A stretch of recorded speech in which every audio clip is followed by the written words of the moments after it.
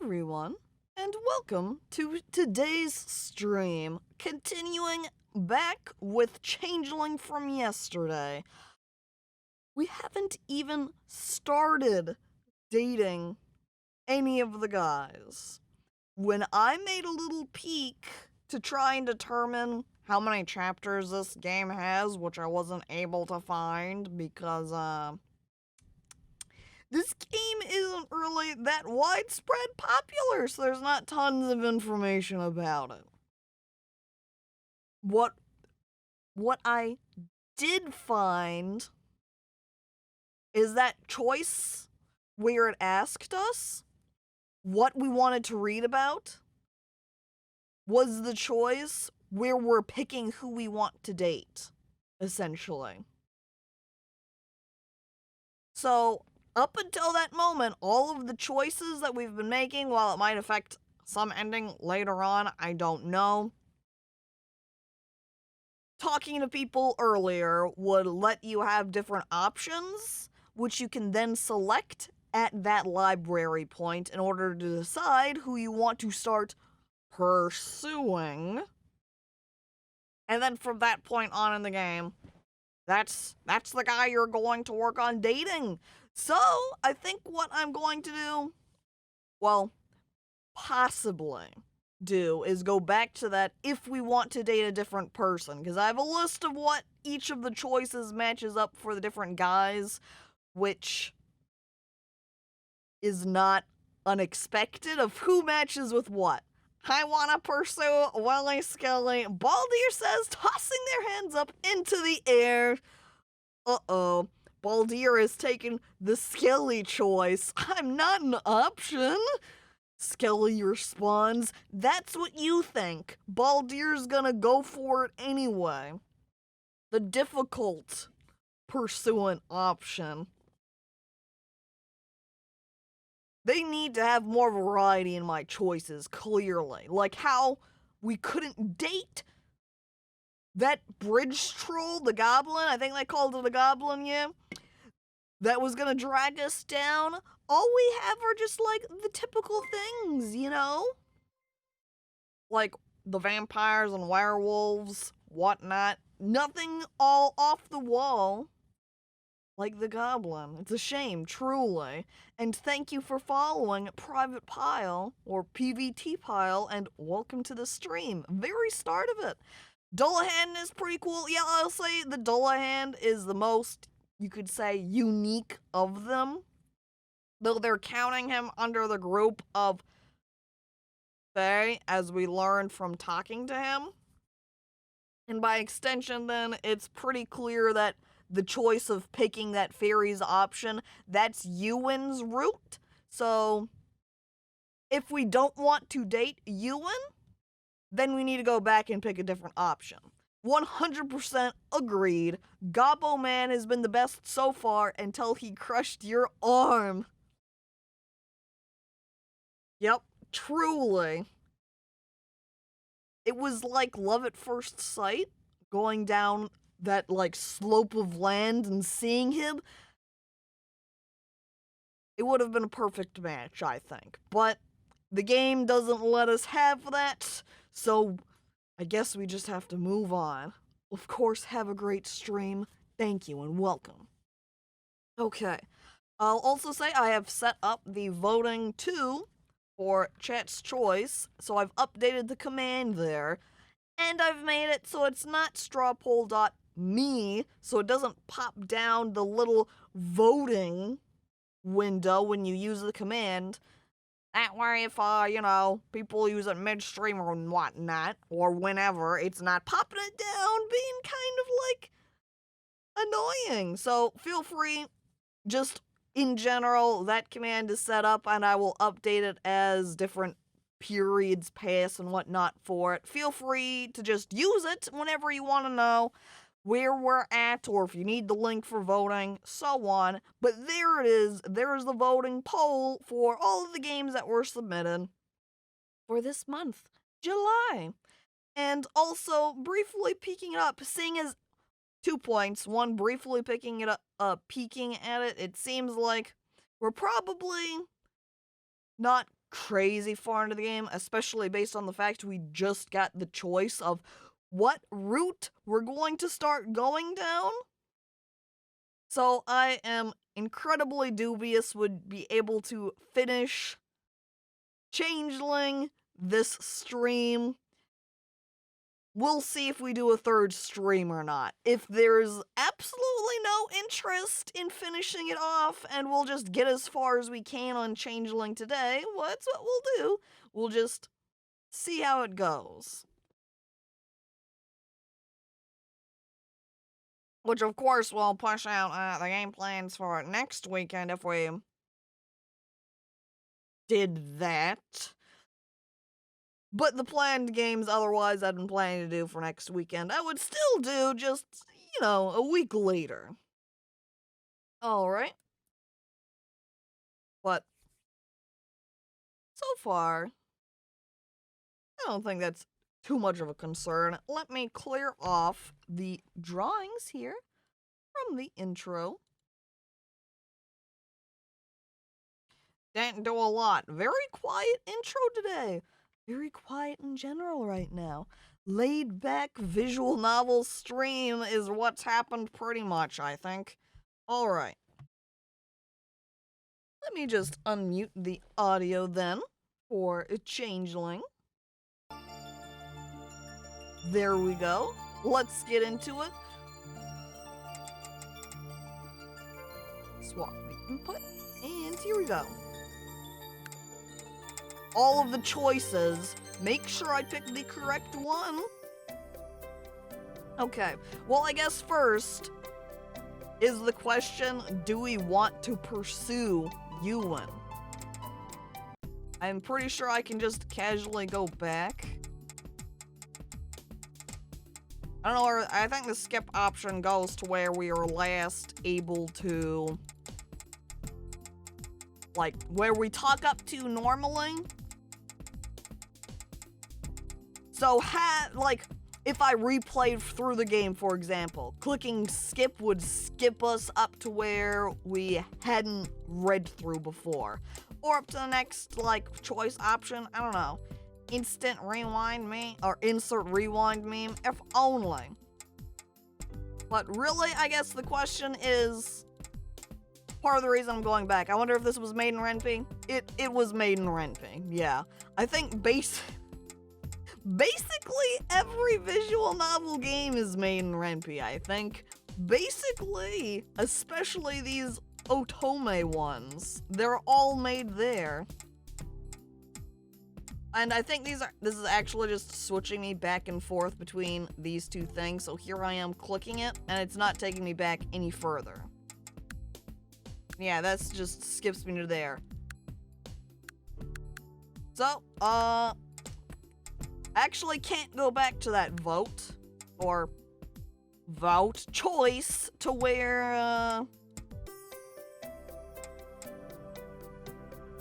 we got to pick the guy, so I would have to restart the game and do and then just pick the skip option, attempt to pick the same choices I made the first playthrough if we wanted to swap guys. If we're fine with dating Ewan, then we can just continue along. Again, I don't remember the guys that we had available for the choices to pick. I don't think you will be locked in yet. Oh, no, we are locked into Ewan. Because I did a brief check and I happened to stumble on the list of when you pick what person you want to date. It has a list and says, this is the option, this is the route you're getting if you pick this option. So when we had the library book of who we wanted to read about, what did I call it, cryptic being that we wanted to read about, that was the route selection. So based upon who you picked there is the route you start going down. So picking fairies gave us Ewan's route. We didn't have it as an option when we were over there selecting, but there would have been a choice of human psychics who would have been Williams. That was that Harry Potter guy. This is technically spoilers, but I feel like they all are fairly obvious in who matches up with what. So, fairies was Ewan. There would have been an option you had to pick a different seating position back in the classroom, but human psychics is William, Harry Potter. Natural-born vampires is Mark. That was the sort of elf Link-looking guy. Then infected vampires was Elliot, the purple-haired guy. Werewolves was Danny's route. The guy with the yellow eyes, that was Elliot's friend. And then wizards and witches was Corvin, the, like, icy guy, sort of. The game expects you to do your homework. Either that or they expect you to make the assumption that that's when you're picking the route. I'm not sure. But regardless, those other choices would give us those other routes for the different people. I think that's the purpose of why Allie walks away to say that she's going to go grab someone, is that probably based upon what choice you pick for reading, that's the guy that's going to come hang out with you. And that's why Ewan came over and was like, yo, what's up? Is because we picked fairies. So, really, I think because... Personally, I feel like because Dullahan is kind of the most interesting of the supernaturals that we have the pick of. And honestly, riding along on his motorcycle almost kind of made it feel like that we had the most sort of interaction with him over the other guys. I don't know. I guess, no, not really. He just kind of came over and was like, yo, you crying lady. And we're like, yeah. And then we hopped on his motorcycle and went over to her house, and that was, like, pretty much it. We ran into him. We really haven't done that much with Ewan, honestly. Though it's not like we've done a lot with the other guys either, so... And I mean, we spent all that time talking to him in the library still, so I guess we'll just continue with Ewan's route. Unless there's a big demand for some other guy. And based upon the silence and chat over there, I don't think anyone has any preference, so. I'm Team Ewan. Alright, yep. Plus then we can see his cool, like, headless body again where he just has the purple smoke flowing out of him. Think of all the wacky antics we're gonna run into when his head just randomly falls off as we're about to make out, right? But I guess we would only get to that point if we don't horribly bungle all of the choices. Okay, here we go. So, we'll just go ahead and continue here. Alright, so who was it? She smiled. Okay, I think that was Ellie. Ellie has come back in and she has smiled slightly when she saw us. I don't know why it's only a slight smile. And obviously, I have to draw back on my heart eyes real quick. What kind of playthrough would it be if I didn't have those hearts in my eyes? There we go. Perfect. Plus, Dad said no to Ewan, so we must rebel. Very true. We are a teenager in our senior year. We have to do what we want regardless what our parents say. Dad says no, don't do it. We say we do what we want, father. Plus, our dad was slacking on the dad front anyway, not making that you win trouble type jokes. So here we go. Of course, he could always make that later on. He finds out we're dating Ewan and he's like, oh no, no, no, you win trouble. And then that's when we do the big laugh in response. All right, so now we're rolling. She smiled slightly when she saw us. You're looking better. I feel a little less like the sky is falling. You weren't too mean to her, right, Ewan? He wasn't mean at all. Oh? He's usually mean to new people. What? If he's usually mean to new people, why'd she send him over? You'd think she'd be like, if someone's gonna hang out with Desiree over here, I should send the nicest person. Hey, let's send the guy that's usually mean to the new people. That sounds like a good idea. I'm not mean. If you say so. I just feel bad about yesterday, that's all. He glared at Allie as she smirked at him. I'm going to class. He stalked out. Thanks again. If he responded, I didn't hear it. Allie sprawled out on the sofa as if she was exhausted. So we found your bridge, creep. Uh-oh. I shuddered. What was it? A Spriggan. I don't think it meant any harm, but it's been gently relocated to a less populated area. That means we can never go meet him again. That's why he's not an option, is because they ship him out completely. Oh. It said you're back to me. How did it know I was back? I mean, it was acting like it knew me. Can't date bridge friend, yeah. He knew me. I would have known him better than all the other guys apparently too. Hello, Horace, and welcome to the stream. Allie shook her head and shrugged.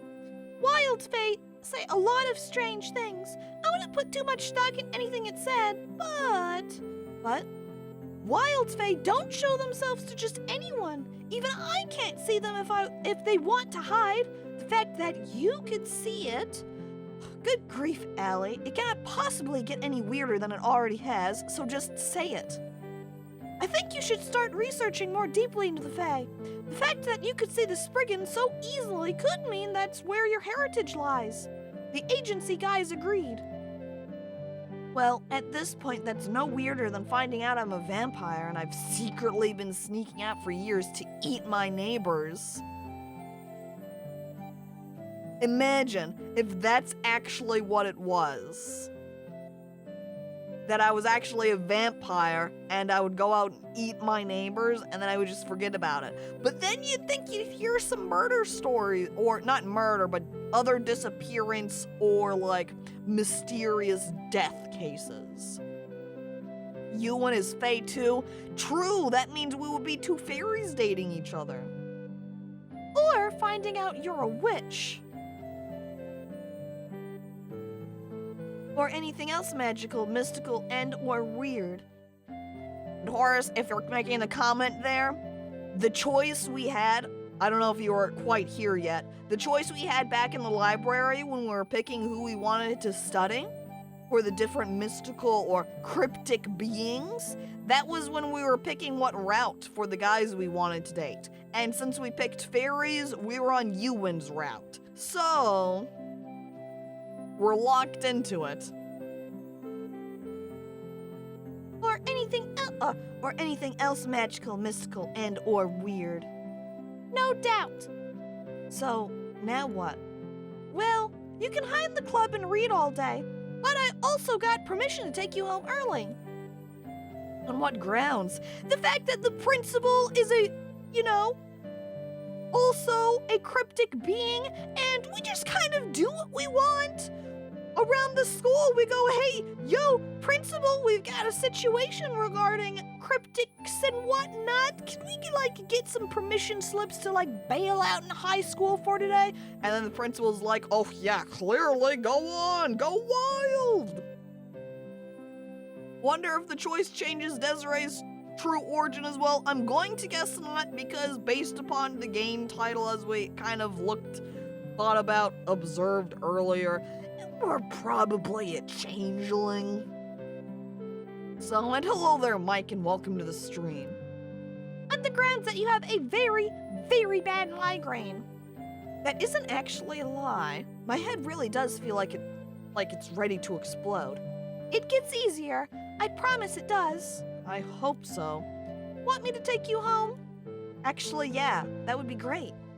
By the way... She stood and went to pick up something by the door.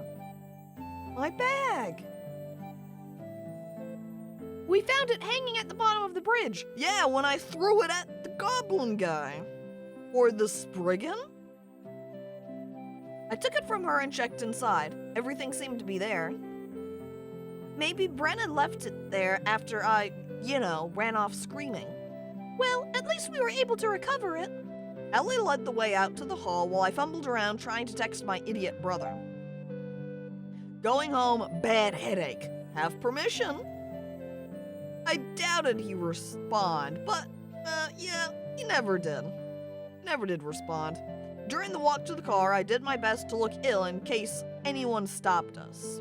It wasn't completely an act. Now that the adrenaline was gone and I didn't have a weird conversation to distract me, I actually was feeling a bit woozy. Allie didn't really know much about the Fae in general, so on the way home we mostly talked about the other club members. Well, she didn't go into all the details, just the basics. You'd think one of the other people who might know more about cryptics should be the one in charge of the club and should be the one...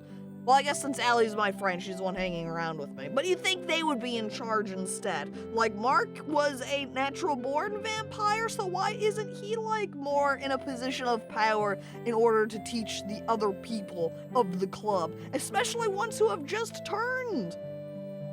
Or have just found out that they are not human. And hello there, Petri, and welcome to the stream. Hello, I'm here now. Excellent. Don't worry, you haven't missed that much. We've basically just begun. Elliot and Mark were vampires. Elliot was infected a few years ago. Mark was born that way. Danny was a werewolf, also infected a few years ago. Ewan was Fae, as he'd explained. William was an Esper, which was essentially human with psychic powers. Which is close enough to Harry Potter, Brenna was also some type of Fae. Vilos, Allie, and Corvin were all in the wizard category. William should be there too, come on, not just human psychic. There were several other members too, some from pretty much every category. A lot of them never showed up or participated. We don't date them, we don't care about them. And, like she said before, there were other staff members who were cryptics as well, including the school principal. It was just so weird. After Allie dropped me at home, I went straight to my room and crashed. I really, really hoped strange encounters like that morning weren't going to become the norm. But I was definitely going to be avoiding the bridge for a while. I didn't think I could stand another major incident. Not anytime soon, anyway. And given what Allie had hinted at regarding the upcoming holiday, it seemed like it would be best to lay low for a while. Oh, look, that's the end. And see, now you can see right here, it's now changed from common root to Ewan's root. Fairy folk, here we go, chapter 1 for Ewan. I guess this is chapter 1 of Ewan's root. Not chapter 1 end, this is chapter 1 begin for Ewan's route. Is it just this town that has such a high concentration of cryptics, or is every school like this? Yeah, Allie had explained to us that there's certain areas around the world? I forget how large she said it. Where there's a higher concentration of them, the school and the town being one of them. So there's a little bit of an exception, so our town is a little bit unusual. I was standing in a strange room that felt like it should be familiar, yet the furniture, the items, they were all foreign, strange. Across the room was a door that I headed toward instinctively, my bare feet padding silently on the carpet. Beyond that door was home.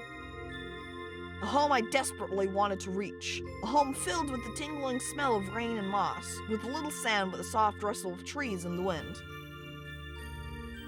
And Baldir's heading off already. Alright, that's fine. Goodbye, Baldir. Thanks for stopping by. I exited the claustrophobic room, passing from one shadowy place to another uninterrupted. My vision was strangely distorted, like looking down a long tunnel through broken and dusty windows. It occurred to me somewhere at the back of mind that this was a dream. Even so, I continued. I reached the bottom of a series of steps, my feet coming to a stop on a cold floor. Too many foggy thoughts crowded my head. In my ears was a strange muttering voice whose words I couldn't make out. Have to leave. I had to leave, but I wasn't sure which way to go. Well, we're gonna try the door furthest from us. It felt almost like I was driven by someone else's will as I started for the door I knew was furthest from where I was. But with each step, I grew more confident. My hand touched the smooth metal of the door handle, and I let myself outside. I was aware of the wind, cold, long fingers that pulled at my hair and clothes, but it was somehow faint, as if muffled by the warmth of the dark that enveloped me. This was definitely a dream. Pavement scratched my feet as I wandered down the driveway, and a familiar voice hummed in my ears. My voice, but strange and raspy. Something was burning my feet, and my steps faltered as I realized I'd gone off into the grass. What am I doing? I tried to stop, but my feet stumbled forward again as if something was pulling me along. My toes were freezing in the icy grass. No, I had to stop. I had to go back to the house. This wasn't right. But another voice inside demanded I keep going, urgently begging me to take another step. And another. My will crumbled and I obeyed. My feet met another surface, cold, hard. And I paused. I knew. Somehow this wasn't where I meant to go. My dark world blazed bright with blinding lights. The dream gave way to reality. Apparently, maybe it's the case it was like I was supposed to go through the nearer door because I've picked the farther door. It's like this isn't the right way. This is the wrong path. So now it's all resetting. If I picked the other way, maybe it would keep going. Whoop. Uh-oh. A loud sound blared and the world came into sharp focus. No! I threw myself backwards, falling back into the grass with a heavy thump. Ugh! I lay there, nursing a bruised arm, shivering in the autumn air. At first I was just too shocked to really understand what was happening, but my brain finally caught up to the situation. I was outside, down by the bridge, in the street. The sky overhead was still dark. I had no idea what time it was. Early a.m., most likely? Who drives like that this early in the morning? Then again, who wandered around in the road this early in the morning? Me, apparently. Still shaking, I got to my feet, wincing as sharp stings of pain lanced up in my legs. My feet were scratched up and bleeding from the little trek outside, but I needed to get back home, so I was going to have to bear with it. Hugging myself, I staggered back to the house anxiously. Thankfully, all the lights were out, and it didn't seem like anyone had noticed I'd left. I probably hadn't been gone too long. In the kitchen, I stopped by the sink where I carefully wiped the blood and mud from my feet with paper towels. I blotted the dirty footprints I'd left on the wood floor and carefully threw away the paper towels, making sure to hide them further down in the bin so Mom wouldn't see them. Worried, cold, and still in pain, I made my way up to the bathroom. Spencer and I shared. This sleepwalking thing was getting worse. If I hadn't woken up, the sleepwalking thing was getting worse. I mean, this is only the second time we're sleepwalking technically in the recent times, seeing as we've only slept twice and have commented on it the 2 times. So it's not like it's had that much time to get worse so far. I shut the doors and turned the light on, blinking painfully at my reflection. Though I was almost killed by that car, I guess. Is the ground made of broken glass and briars in this setting? The ground is at least made of briars just all over the ground and just completely destroys my feet whenever I sleepwalk. Truly, I'm gonna have to start just sleeping with shoes on. That way if I get up and start walking around outside, I'm not killing my feet every time. They keep going barefoot too. Yeah, because I'm sleeping, so that you don't tend to sleep in any footwear items. The most is socks, and that's not gonna do that much. But since it did specify too that I was barefoot, so yeah, gonna have to wear shoes to bed now. That's basically the only choice, it seems. The Desiree that looked back at me was haggard, her clothing wet and her hair a wind-blown mess. Honestly, I would if this was happening to me. Probably a wise idea, yeah. Idiot. Just stop sleepwalking. It's so easy. I quickly finished doctoring my feet and arm before limping back to bed. After a quick change into dry pajamas, I snuggled in under the blankets and pulled them up over my head like I'd done as a child to ward off the monsters. But those monsters had been imaginary. This monster, the sleepwalking menace, was very real. That makes it sound like I'm calling myself the sleepwalking menace because you're the one sleepwalking, Desiree. And I was going to have to deal with it if I didn't want to get myself seriously hurt. I was so tired. Sitting on the edge of my bed, rubbing my eyes as if that would somehow help me wake up wasn't, helping. It felt like I hadn't gotten any sleep at all. That stupid sleepwalking thing was really taking it out of me, the 2 days. And dealing with it was the last thing I needed, given how complicated the rest of my life had gotten over the last week. It didn't feel like a week should be able to make that much difference, but it did. Oh man, did it ever. Though not for want of trying to keep things simple, trying and failing horribly, but that was another thing entirely. Or is it? The sleepwalking could be connected to everything else. How was I even supposed to know? With a groan, I staggered out of bed and went to pick an outfit, then to go wash my face. I'd been trying so hard to keep the supernatural from bleeding into my home life as much as I could, but the sleepwalking thing wasn't making it easy. Again, 2 times, I don't know about that. And hello there, Boilermaker, and welcome to the stream.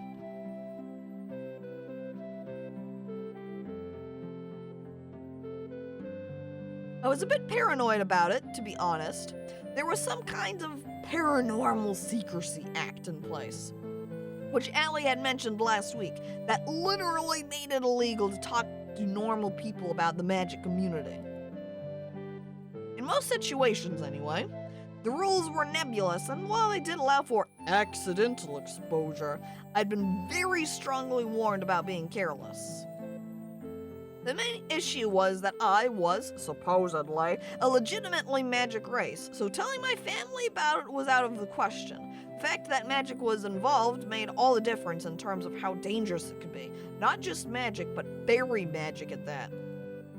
Though to be fair, I couldn't say with certainty whether the sleepwalking was paranormal in the first place, much less magical, so it might be a moot point. Don't want to go to supernatural jail. Imagine me, 17-year-old, just wanting to date the boys, getting thrown into jail because I've accidentally let slip that I'm a magical fae being. I was still hesitant to talk to Mom about it, though, because, well, it didn't feel like a normal sleep disorder. And honestly, even without laws in place, I doubted my parents would believe me if I told them my inner fairy was making me go frolic in the woods at night. You just go up to your parents and like, hey parents, I found out the reason I've been sleepwalking. Turns out I'm a fairy person. And the parents would clearly go, oh wow, explains a lot. We believe you, daughter, they'd say, patting me on the head and then sending me off to like some therapy perhaps. If I was still questioning the whole fairy thing, I could only imagine they'd probably have my brain scanned to figure out if I'd gone nuts. And that was just my parents. Spencer was an entirely different problem. I pulled my clothes on wearily. All the efforts to keep this stuff off from my home, and here I am causing problems with something as stupid as sleepwalking. I'd so desperately wanted just one part of my life to remain normal. One thing. Though I guess I couldn't really take all the blame myself. My sleepwalking was definitely not the only weird thing going on at home. You know what, as you're saying, father figure, I am a magical entity. What if it's the case we are a changeling and the reason we're going out sleepwalking at night isn't because we're trying to like go out and connect to a fairy world or something. We are still a changeling. Our heritage is changeling. We were actually properly born with Spencer as twin brother. But my changeling blood within me is saying, go out and swap places with someone else. We must find a new home. And that's the real reason that I've been sleepwalking. There was also that thing to contend with. What the hell? I scowled as I sat at the island, cupping my hands around a coffee mug, side-eyeing that little brown creature taking a bath in the kitchen sink. Well, we wondered about that shoe with the keys in it, and I had briefly was like, maybe that's actually me while I'm sleepwalking. No, it seems like we have a little, magic being hanging around our house. Or maybe it was going for a swim. I'm being very casual about this. I tilted my head as I watched, not at all surprised. I stared and says, yeah, this is normal after finding out I'm part fairy. Or 100% fairy, some amount fairy. Nope, definitely a bath. Ew. I watched it pick up a sponge and start scrubbing itself. That cannot be sanitary. Do you call it magical animal control for this? I don't know. Does it count as some magical animal that needs to be called about? I guess we did that for the goblin, and clearly the goblin was like a lot more sentient than just some animal. So call the magical agency for it to be relocated. And how did no one else notice that? Even if they couldn't see the creature, surely they'd at least see a levitating sponge or something. And seriously, did fairies just not have a sense of modesty at all? Because it seemed to have no problem with me watching it scrub its backside. Not that I wanted to watch it exactly. I mean, it's, true. This fairy creature is 100% naked. That's pretty lewd. That's definitely a gremlin. That's what you think? Maybe it'll tell us later on. Hello there, reanimated bit, and welcome to the stream. I looked away, wrinkling my nose and wondering how safe it was to drink my coffee. Could he have been hanging out inside this coffee cup? Oh my god. Close the stream right now. This is not appropriate. Oh my god. Wait, I can fix this.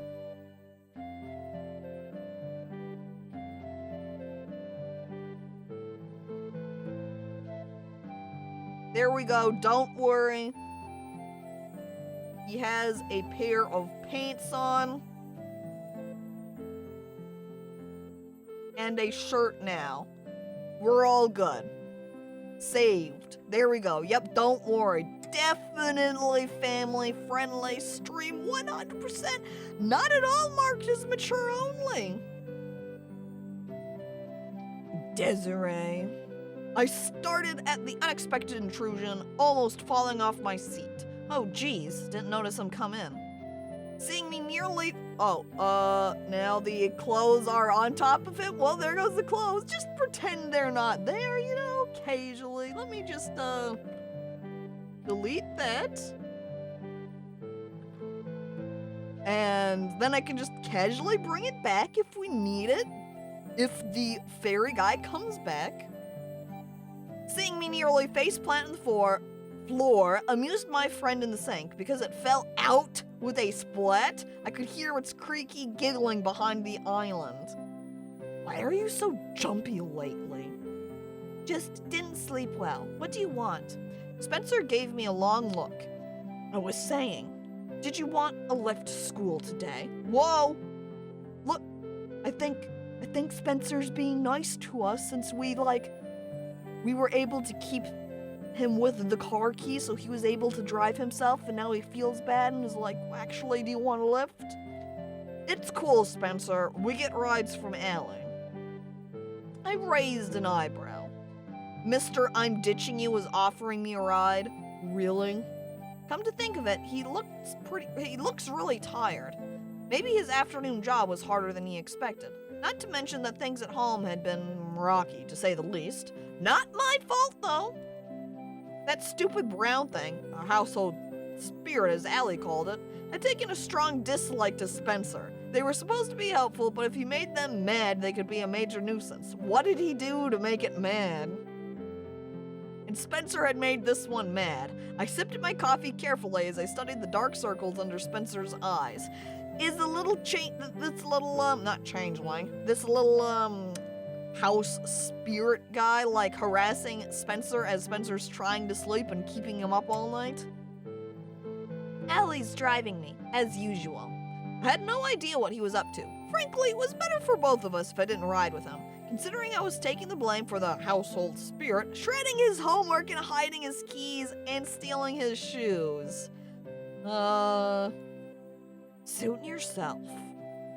I will, thanks. He seemed weirdly disappointed, but surely he couldn't be that shocked I preferred to ride with, well, anyone but him. Spencer paused in the door, glancing back at me.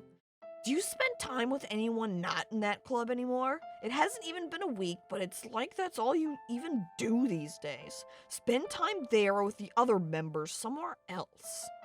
So, I guess it's been maybe a little bit more time than when I just went and read about it in the book.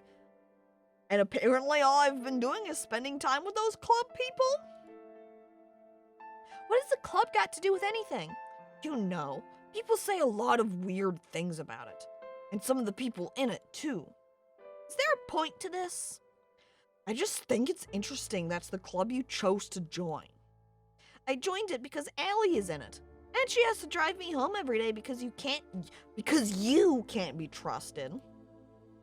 He scowled as I grabbed my things, but I just rolled my eyes at the mock outrage. He picked the fight, not me. Glare all you want. I wasn't the one who left you at school, was I? I left him in the kitchen and started outside. I had no idea why he constantly had to poke at me about stupid stuff like that. I wasn't a fan of the bickering. I would assume he wasn't either. But he sure seemed to like picking fights. I nearly made it to the driveway when he grabbed me by the arm. What do you want, Spencer? You know, I found the keys in the fridge this morning. Oh no. I didn't know, but congrats, I guess? That stupid brown thing. We're gonna have to get someone to get rid of that household spirit, I think. Because if it's constantly doing this and we're constantly taking the blame on it, not really that convenient to keep around in the house. I'm just gonna keep getting us into trouble. And my homework is still missing. You're struggling with the concept of making a point more than usual today. I know it's you. It's not me, as I've told you several times already. I mean, not that I had proof or anything, so it wasn't as if I couldn't understand why he was blaming me. I couldn't exactly tell him it was the household spirit, and the only people in the house are Mom and Dad, and they don't seem like they're likely culprits either, so kind of a bad situation for me. Stupid fairies. I yanked my arm free and stepped away from him. Until you actually catch me in the act of supposedly stealing your stuff, maybe you should keep your accusations to yourself. I will catch you. That's why he's staying up all night, is because he's trying to catch us in the act. That's the trick. Well, good luck with that. I turned on my heel and stalked down the driveway. I heard Spencer slam the front door a few seconds later. As soon as he was gone, I let my shoulders droop as I rubbed them at my eyes. Ugh, stupid brother. He was lucky I was too tired to really get mad at him. If the sleepwalking didn't end up being the death of me, Spencer and that stupid fairy would be. How would that fairy be the death of me? They're just going to make me so angry I explode, literally, in fury, and parts of me just fly all over the place. I hated that Spencer blamed me. Even more than that, I hated that I completely understood why he did. He was hardly going to assume Mom and Dad were doing it. I was the only logical choice. Why do you hate that Spencer blamed me then? You think he would blame himself for doing it? Because he would realize whether he did or not unless he too was like suspicious that he was sleepwalking around and moving things about. So, calm down, Desiree. Why is that stupid fairy so mad at him anyway? This is the real question. I still hadn't even worked out that much. Not that it mattered why. Whatever the reason, it was mad at him and it was making both of our lives miserable because of it. Given everything else going on in my life at the moment, it was a little side drama I really didn't need. But I was so absorbed thinking about it, I was nearly all the way down to the bridge, before I realized I hadn't actually told Allie I'd meet her elsewhere. She'd probably show up at the house soon and wonder where I was. Now, whoops, after I was like, maybe I shouldn't go out to the bridge again. I go out to the bridge. Good job me, Desiree. Jesus. Well, I'm here anyway. I'll send her a text in a minute. She had to come this way anyway to get to school, so it's not like it was out of the way. The bridge was beautiful as always, covered with a canopy of leaves above, dappled with light below. I passed over it every day, but I hadn't actually walked down since the incident with the Spriggan, at least in part because Allie had told me not to. There's definitely a time skip that has happened. Otherwise, it would be really weird for me to just referring to everything as just like, since the incident, since this happened, I've been doing things for a while, when it's been a day. So there must have been like at least a couple of days. Yeah, and the sudden music changed too. I'd wanted to though. I couldn't pinpoint why since there was nothing down there anymore. I just felt a weird pull. It was strange how being down there caused a strange nostalgia to creep over me, though I'd never been to this neighborhood before we moved in. I paused briefly when I set foot on the edge, wondering why I had even come down here again. And hello there, Zick, and welcome to the stream. I just wasted 100 points. No, clearly, that's a good usage of points. Really, what else are you going to spend them on? So, I glanced behind me, but Allie's car wasn't in sight, so a little peek couldn't hurt, right? Just to quiet whatever strange impulse was pushing me to come back here. Nora's also doing a highlight message for Caco Drinks. Perfect. Yeah, it seems like though when you highlight messages, if you put a BTTV emote in there, it just makes it words and doesn't actually put the emote. So it's like double stealing the channel points. I think it was a period. No, I'm pretty sure it's just the fact it's a BTTV emote that it gets eaten. So like the wide people happy showing fine? Well, again, this is of course on my side. Looks fine and I can see it because I've got the Frankerface Z one installed too. Leaving my school bag beside the road, I carefully slid my way down the embankment. If Allie came this way before I texted, she'd see my bag and stop. I grimaced as my boots sank into the mud down by the river. Recent rains had swelled the creek. It was still quite shallow, but I definitely didn't want to fall in. Huh, I see them, but not my first one. Well, the ones that I am seeing, the emotes that I am seeing, are the Frankerface ones, not the Better Twitch TV ones. So, I don't know. I found a mostly solid patch of ground at the bottom where I could safely look around, and found myself unexpectedly facing off with the deep shallows lurking under the bridge. And suddenly I didn't think I wanted to be there anymore. On top of the bridge, I'm like, I have to see this. I have to get down. I get down here and I'm like, never mind, I want out. It was just a normal bridge, and yet something felt off as I peered under it and through to the other side. Wiggly, vague shapes seemed to waft from the shadows, and the heavy, wet smell of soil and trees reminded me of my sleepwalking. Is there a portal underneath this bridge? That smell always permeated my dreams and left a feeling of disquiet deep in the pit of my stomach. I backed away, deciding that I'd seen it, and I could go now. There was no Spriggan, no evidence that it had ever been there, and I had seen everything I wanted to see. As I climbed back up the embankment, I felt strangely jittery. I just really wanted to leave. I wasn't quite to the top when I saw a familiar figure on a motorbike coming up the road toward me. Here comes Ewan, baby.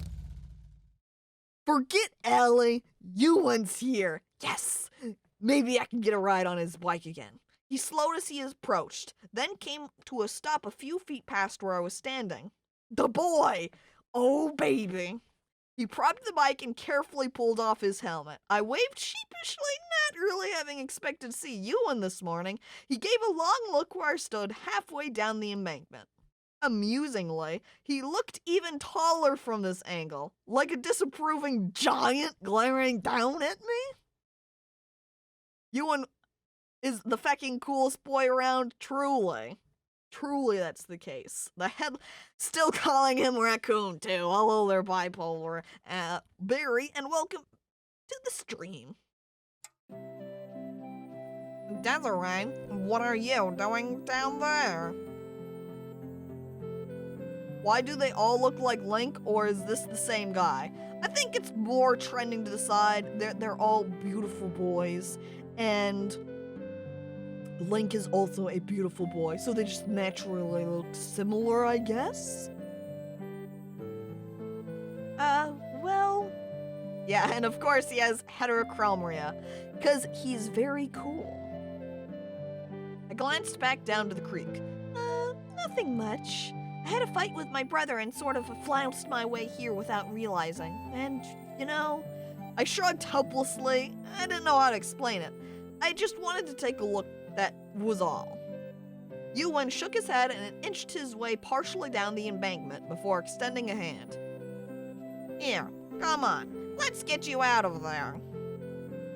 I reached up gratefully and pulled myself higher, my feet sliding on the wet grass and leaves. Going down had definitely been easier. Yuan had no trouble pulling me back up to the road. He released me as soon as I was at the top, and I scraped the mud from my boots on the edge of the asphalt.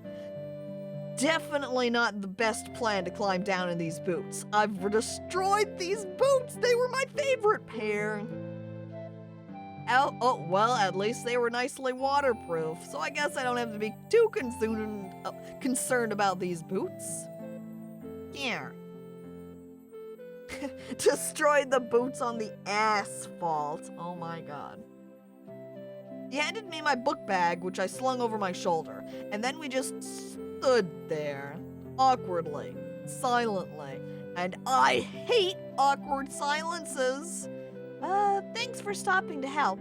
I mean, you know. Well, I thought you managed to tumble down into the creek somehow. I'm not that clumsy, unlike Corvin. Well, given your skills dismounting my bike the other day, I wasn't sure. Oh, yeah. This has nothing to do with that. The only way I tumble into the creek is if I took a deliberate swan dive off the bridge. He smirked slightly, and then the awkward silence was back. Geez, why was it so hard to talk to him sometimes? And where the heck was Ellie? So, how's school? Yuan raised an eyebrow at the query.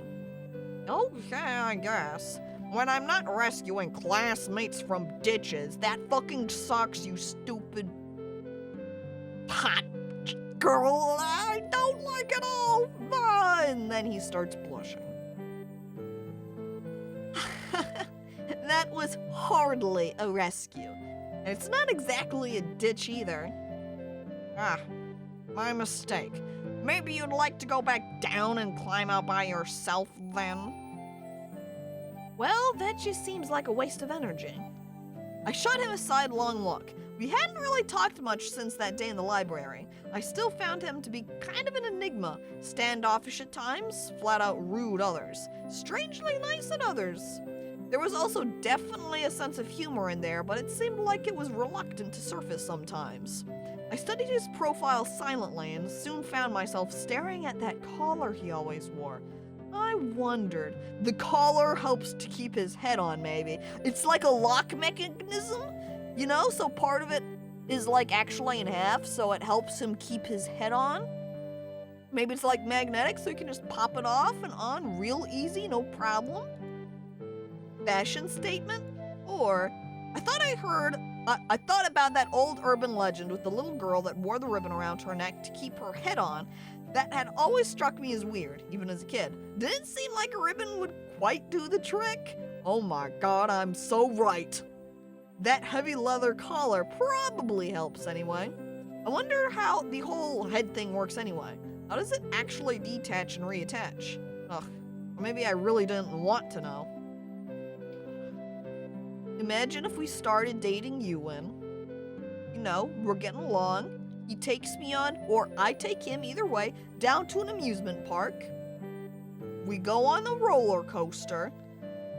And as we're going around, you know, because they always tell you to take off your loose items. And we're going around a loop-de-loop. And then his head just falls off.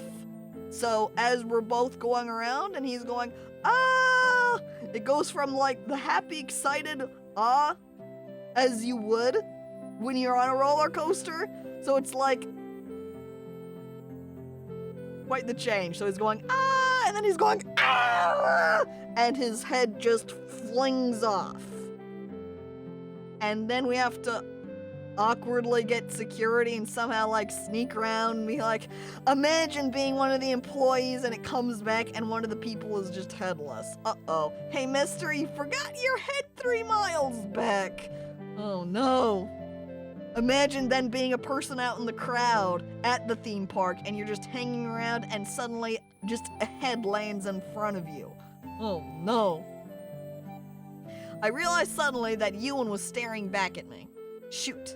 I quickly looked away, flushing slightly. Hadn't meant to stare like that. All of the wacky antics that can ensue when you can lose your head. Oh no. All of the terrible jokes that Ewan has to put up with about, don't lose your head, Ewan. Oh my god, I bet no one has thought of that joke. I'm a fucking comedy master over here. Oh my god. Hell, basically. I quickly looked away, flushing slightly. Hadn't meant to stare like that. I sneaked another look at him, but his expression had closed off and it felt like a wall suddenly went up between us. We needed a distraction, or maybe I should just head back home and wait for Ellie there. No, we're gonna try to distract him. Why would I leave you when I can continue to hang around him? Look at that! Look over there, Ewan! Just, I pointed vaguely over Ewan's shoulder as if maybe I'd been looking that way the entire time. Because the old look at that trick always works so well in movies and cartoons. Great method of distracted, Desiree. I'm very impressed. Yes, I was a brilliant strategist indeed. I mentally kicked myself. It might be time to just remove myself from society for the greater good and become a hermit in the mountains for the rest of my life. Ewan lifted an eyebrow and cautiously looked where I'd pointed. And what exactly am I looking at? I frantically looked for something, anything that might look vaguely interesting, so of course there was nothing. That tree! Yeah, isn't that tree pretty? It's very different from all the other trees around here. Completely something that you should be looking at. She says, in a location where they are surrounded by trees that all look the same. Really, Desiree, you are a genius. Ewan gave me a dubious look. Well, it looks like, a tree. It's a pretty tree. Look at how bright the leaves are. All the trees over there look exactly the same. Hush up, you. Hey, I spent the last 5 years in a place that barely had trees. I'm just glad to be back somewhere I can actually enjoy fall. There's greenery here. It's nice. That tree isn't green. Yeah, well, orangery sounds weird, alright? And I'm pretty sure it's not a thing. Like, imagine if people went around commenting, man, I sure like the orangery around here. You'd look at them like they're stupid. Just say greenery. They understand what you mean, even if it's not literally true. That awkward wall crumbled slightly, and Ewan's half-smirk was back. Fair enough. I was relieved, and I made a mental note to not stare at him anymore, given his issue, and the fact I'd already fainted once. I don't want to stir up awkwardness between us.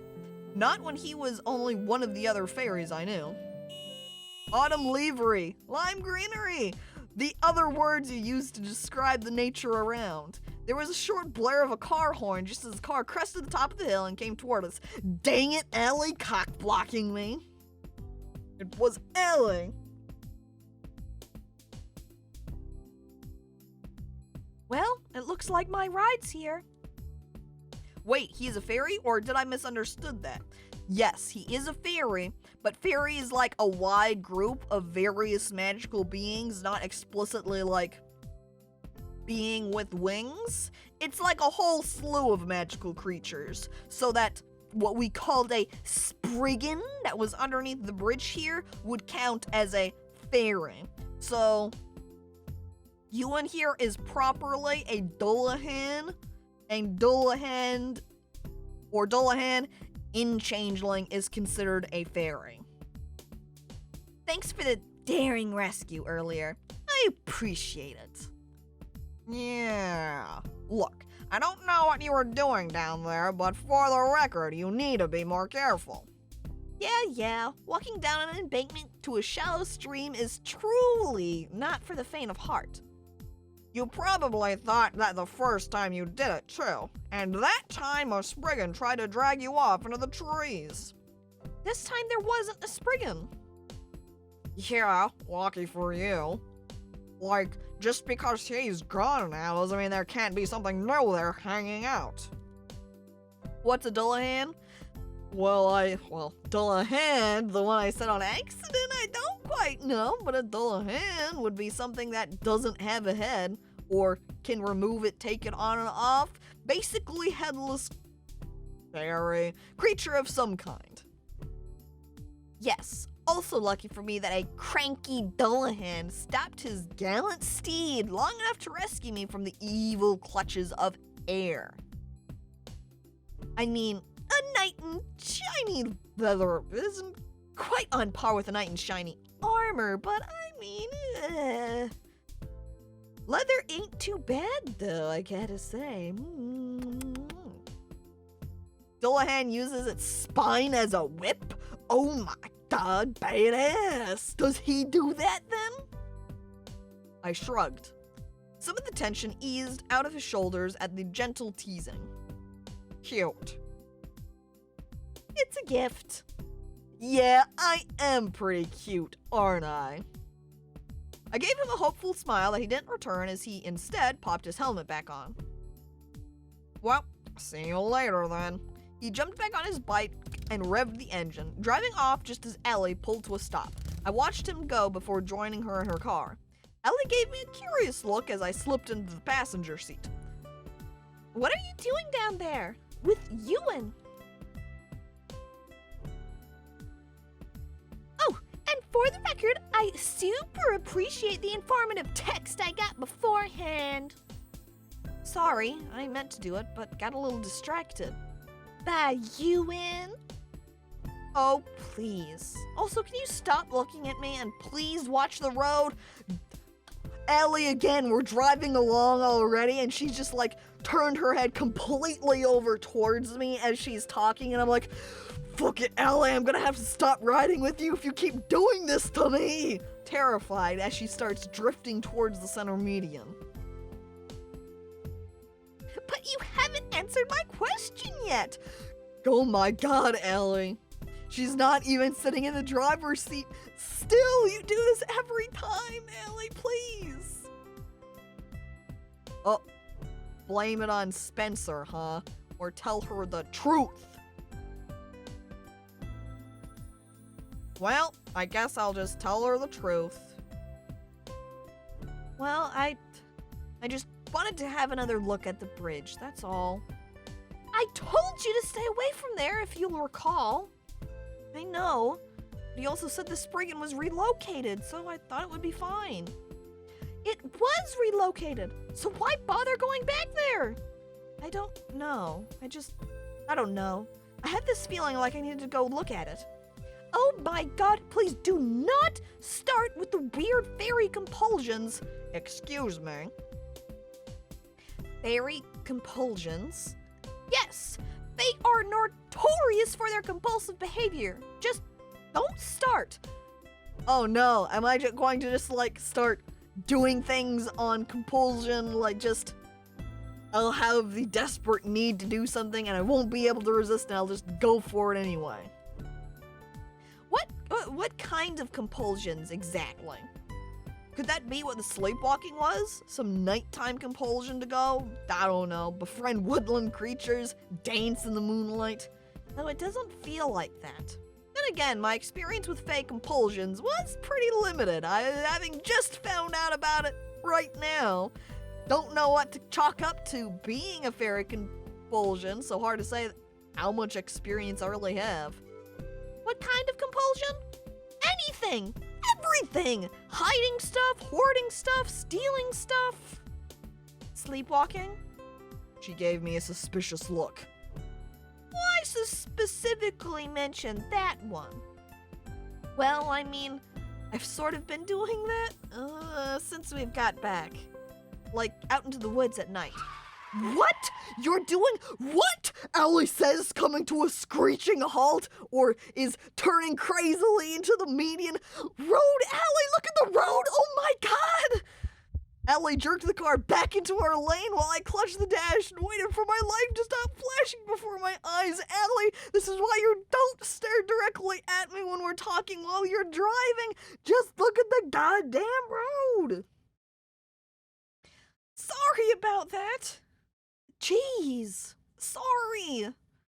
I don't even know if I should tell you more. You might get us killed if I keep talking. Well, you sprung that on me out of nowhere. I didn't mean to. I mean, would you rather I not tell you? We were both silent for a few seconds. You've been sleepwalking outside. Really? Yeah. When did this start exactly? Well, when we got back here. Actually, the first was the day I joined the club, to be specific. I got all the way out into the woods before I woke up that night. I wasn't sure what was worse, waking up in the middle of the woods or in the middle of the street. Probably in the middle of the street where we almost got hit by the car, rather than out in the woods where we just got scratched up by some of the plants. It's happened several times since then. Every time I'm either outside or trying to get outside. And Quack resubscribing for 6 months. Half a year. Yup. Thank you for resubscribing. Appreciated.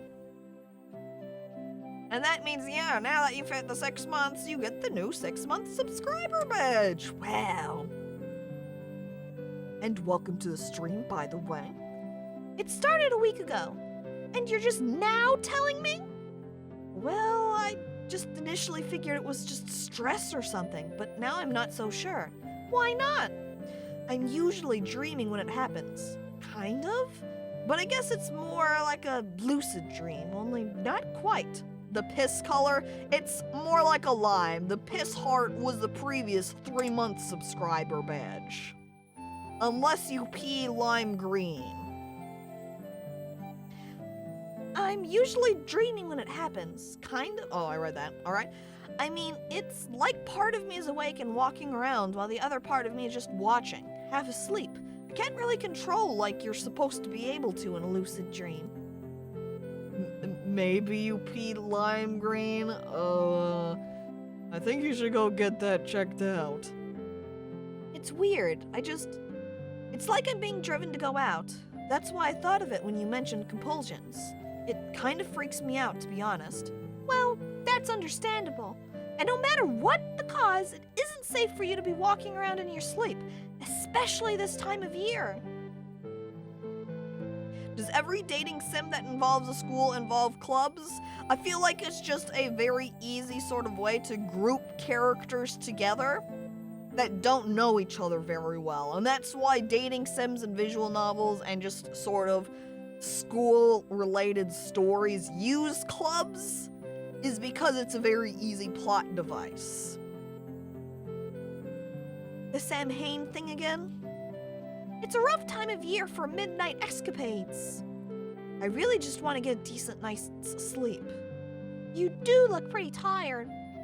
Yeah, well, I feel pretty tired too. Look, I'll try to find a solution that at least helps keep you inside. Finding out why you're sleepwalking in the first place is one thing, but for now, we need to figure out a way to stop you from getting out of your room. Lock it, triple lock it, cover it in chains. I have a friend that might be able to help with that. How exactly? Because whatever we do, it has to be something Mom won't notice.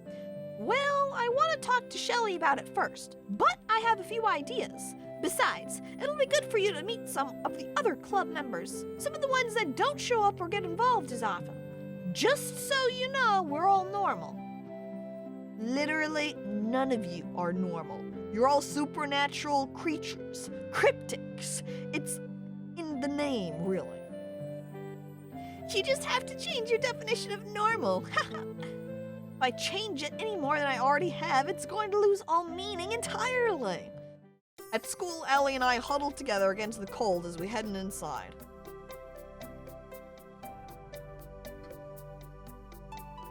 We usually arrived early for Allie's extra credit work in the office, but my little bridge excursion had set us back. The hall was busier than usual.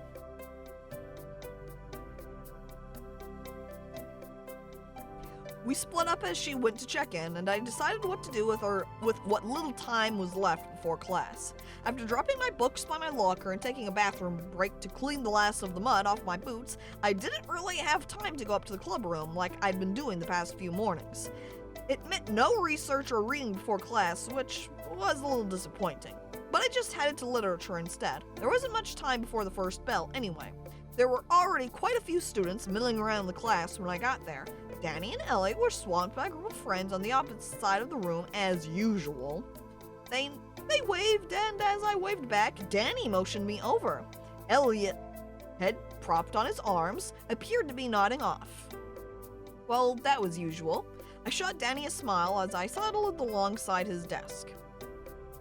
Sleeping Beauty is out again.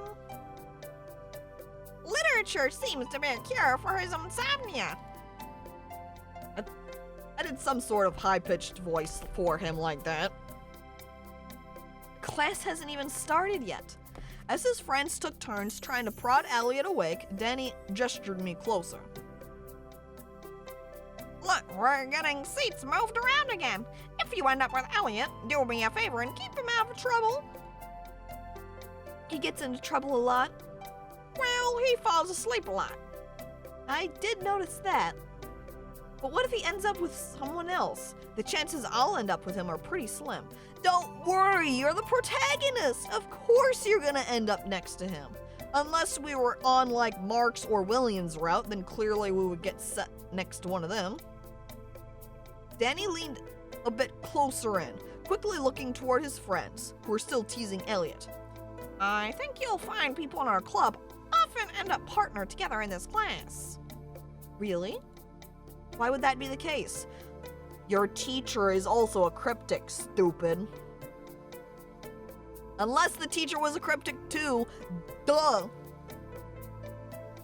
I'll help him if we sit together. They really keep us corralled together, don't they? Well, we'll go with the next one. That sounds a little bit more friendly than the first one. It was kind of weird that they kept us together like that, but in the end, I could see why it would be more convenient for everyone that way. Sure, I'll help him out if we sit together. Danny looked pleased at that. He shot me the usual friendly smile. Glad to hear it. I can't help but worry about him. He doesn't always pay it. Oh, that's him talking. Whoops. I can't help but worry about him. He doesn't always pay the closest attention to his grades. Already worried he won't graduate? Elliot does nothing but worry me half the time. I laughed quietly, amused by his mothering. I hope he finds a way to handle his insomnia a bit better, though. Not sure how possible that was, when the reason he probably wasn't sleeping was because he was a vampire, even though Mark seems to have had no problems at all. Well, he usually manages. But between both his part-time jobs, it's gotten a bit tougher. Both of them? Well, that might be why then. That's why Mark is perfectly fine, because he doesn't have to worry about that. I knew he interned with the weird agency Allie worked at. I had no idea he had another job too, though. But Danny didn't get a chance to answer. Mrs. Roberts stepped inside and the chattering quieted down as we were quickly assigned new seats and partners. A real vampire. That's right. Both Mark and Elliot are real vampires, actually. Danny had definitely called it. I was, in fact, assigned to sit with Elliot. Danny was with Allie across the room from us. Mark and William were each still alone. I had no idea why they'd be separated when the rest of us were grouped up, but whatever. Maybe Mark had taken to eating his classmates, so they had to isolate him. Mark, unable to resist the temptation if he sits next to classmates. That's why he was so apprehensive about touching them. Getting too close is he cannot resist his vampiric urges and he would just start devouring people mid-class. I doubt that, but the idea makes me laugh. You know, vampires eating each other. That is hilarious. Imagine the two classmates sat next to each other and Mark viciously eating the person who he's sitting next to. Comedy gold right there. Elliot gave me a tired smile as he slid into his desk. He really did look worse than normal. I knew he didn't sleep much at night, but the circles under his eyes were deep and darker than before. Yeah, look how intense they are. It's crazy. What? Why? What? Is this supposed to be him sleeping? I'm gonna assume that he's doing a very sleepy hi. Hi. Or he was yawning, so he was yawning between his eyes, so he's like going, hi. His yawn kind of ruined the greeting, but it made me chuckle. Tired? How could you tell? He yawned again, head dropping into his hands. I suppressed a giggle as I watched him. Poor guy. Tell me when class is over. Oh no, you are going to be reading Shakespeare with me, I hope you know. He gave me a pleading look. Nope, no naps for you. Sorry, what if I don't give a shit about high school? Oh man. Class was interesting. I already missed my previous reading partner. Though it was at least funny listening to Elliot read, we were both yawning so much it was also torture. I started elbowing him in the side every time he started to yawn. Just because each time he did it, it made me yawn too. By the time the bell rang, my head felt like it was going to crack open if I yawned one more time. The rest of the morning went pretty fast. I was grateful to finally be heading to the cafeteria for lunch. I feel like I read at some point before someone making a comment how they would yawn in class and then look around the classroom to see if anyone else would be yawning as like a test to see if anyone had been staring at them. Because, you know, you yawn and then you see all the other people around you yawn, or you yawn because someone else yawned. So it's like a discrete test to check for people who are staring. Infectious. But a sneaky infection that you can't help but resist. I was grateful to finally be heading to the cafeteria for lunch. I stepped through the door, scanning for Danny and Elliot since I typically sat with the two of them. However, the thought of Ewan crossed my mind and I began looking for him instead. They had pretty much adopted me after my first day back. I didn't know if it was just a sense of responsibility or if they really wanted to if they wanted me to sit with them, but I wasn't questioning it for now. It was better than sitting alone. Hey. I started over to the usual table, ignoring the voice at first. I just assumed it was someone yelling to their friends. Hey, you! Huh? Huh? Oh, what? I glanced over my shoulder and came face to face with an incoming pink blur that slammed into me. Why can't I date this guy? Ow. Sorry, I'm so sorry. I looked up, rubbing my poor smashed nose. I know this guy. Drake or something? He was a club member, but we'd never spoken before. His pink hair was hard to forget though. Drake? Is he a dragon? Not so much because it was pink. I mean, he wasn't the only kid in school with brightly colored hair.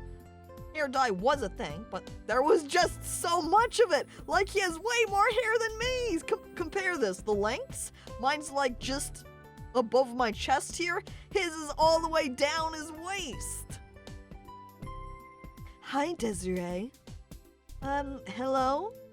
Oh, right, sorry. I forgot we hadn't been introduced yet. The boy beamed and held out his hand. I'm Draken. Oh, right, Draken. That was his name, not Drake, Draken. Did you need something? Oh, I'm a friend of Yuin. He said I should come say hello. A friend of Yuin? My brow furrowed at that. Yuin asked one of his friends to say hello to me? What if Yuin was trying to get me hooked up with Draken? He's like, here's Draken and Yuin talking, and Draken laments not having a girlfriend, and Yuin's like, you know, there's this girl I've been running into. I think you probably would get along with her. You should go say hi during lunch. Yuin had friends? This pink-haired tornado was one of Yuin's friends? This did not compute. What's with the Elsa look? Oh my god, it is kind of like that. Yuin told you to say hello? Why? Draken frowned slightly confused. I watched him stand there for the longest time, gears almost visibly turning. I wonder if that's his natural color. Now that I looked closely, I realized he also had a strange mark on his forehead. It was mostly obscured by his hair, but it looked almost like a scar or something. Yeah, you can kind of see it there. Just like, very slightly. So strange mark, I describe it. Like Harry Potter. This is the real Harry Potter. Step aside, William. You might have the hairstyle for it, but Draken over here has the scar. And hello there, lol ball, and welcome to the stream. Just a pentagram? That's more like one of those 4-point star shapes. I don't know, really. He just seemed to think I should. He shrugged and smiled again. But it's still nice to meet you. I laughed slightly. I really could not imagine this guy being Yuin's friend. Talk about an odd couple. So, want to get lunch somewhere else? Where else? Are you offering to drive me somewhere to grab lunch, or...? Where else exactly? Unless there's a secret supernatural lunch area.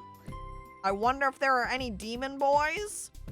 If there are, they would probably be considered fairy, and the most demon thing about them would be that they just have horns, I guess? This was the cafeteria, after all. Draken looked around again and dropped his voice even more. It's a club secret. Come on. Okay, that piqued my curiosity.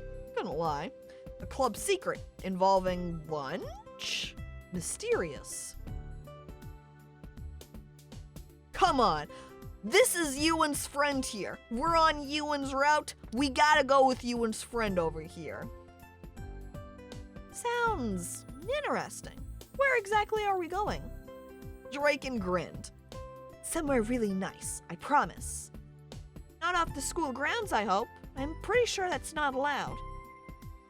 Draken grabbed my hand and dragged me away from the cafeteria, though I hadn't technically agreed to go with him yet. People in the club go there a lot. Don't worry. I always worry when people are unnecessarily cryptic, and you know, I don't really know you that well, and you're dragging me along to this new area. I don't know why you would expect me to be at least a little bit concerned. What? I'm not unnecessarily cryptic. No, that's not... Never mind. I was too unsure if he was teasing or had actually misunderstood to bother explaining what I meant. Anyway, you'll like it, I promise. It's fun and it's a safe place to get away from school for a while. To get away from school? Are we leaving the grounds in some way? Well, if everyone goes there, I guess it's okay. I hoped he wasn't just taking me to the club room. I mean, technically it was a secret, but if that's where we were going, then there wasn't much reason to be mysterious about it. He did take me straight up to the club, but he didn't stop when we were inside. He pulled me straight over to the library door and knocked, but not the 3 straight knocks that led to the library. When he pulled it open, I felt a rush of warm air. What on earth? I stepped through curiously. Whoa, alright, now this is very anime. I don't know what I expected. Not the small sunny courtyard I stepped into. I looked around in amazement and delight. The warm air felt more like early summer than mid-autumn, and the foliage was all bright green, so I had no idea where we were. Definitely not in Pine Hollow. Wow! It's great, isn't it? What is this place? Draken laughed. It connects the club to the murder.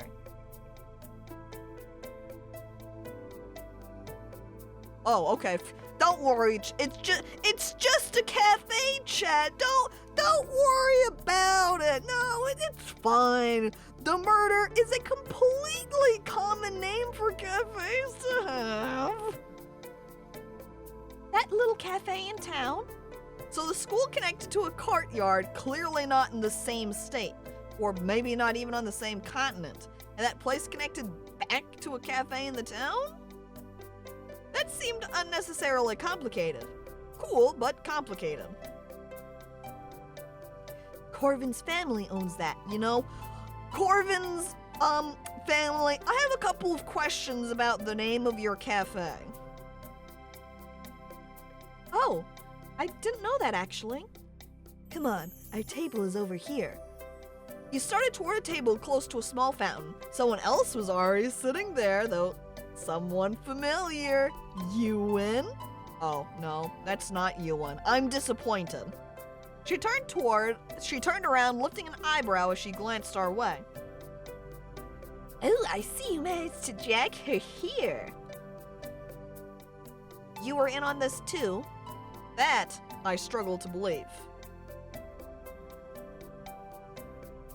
That whiny giant seemed to think you'd benefit from spending some time with us. Really? I didn't mean to sound so incredulous, but I wasn't sure how I'd benefit from spending time with them. Draken and Brenna were an even stranger doer than Draken and Ewan. Probably because they're both fairy, so Ewan was kind of like, Desiree over there is wanting to do things that are a little bit compulsive fairy actions, going down to that bridge after there was that spriggan about to drag her away. Maybe you should go bring her over and teach her some ways about being a fairy. Yup, see, here we go. Apparently he's stressed about your ignorance about the Fae. There we go.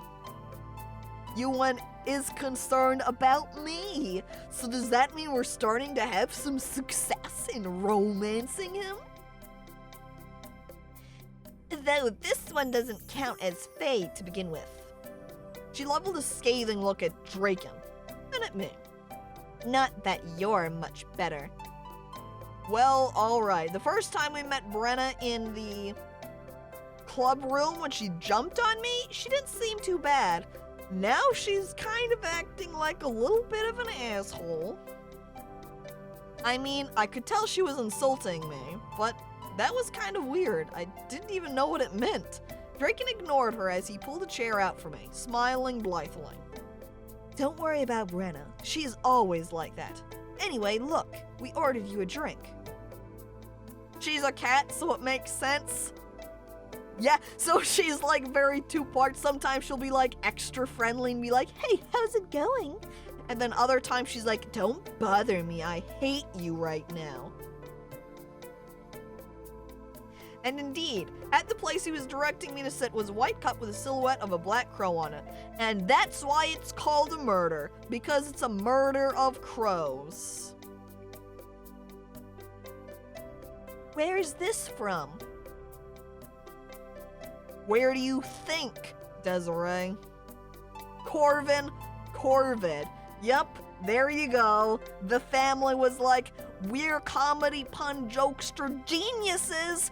Our names are Corvin. We're naming our, you know what sounds similar to Corvin? Corvid. What's Corvid? That's a crow. What's a group of crows called? A murder. Oh my god, we're comedy geniuses.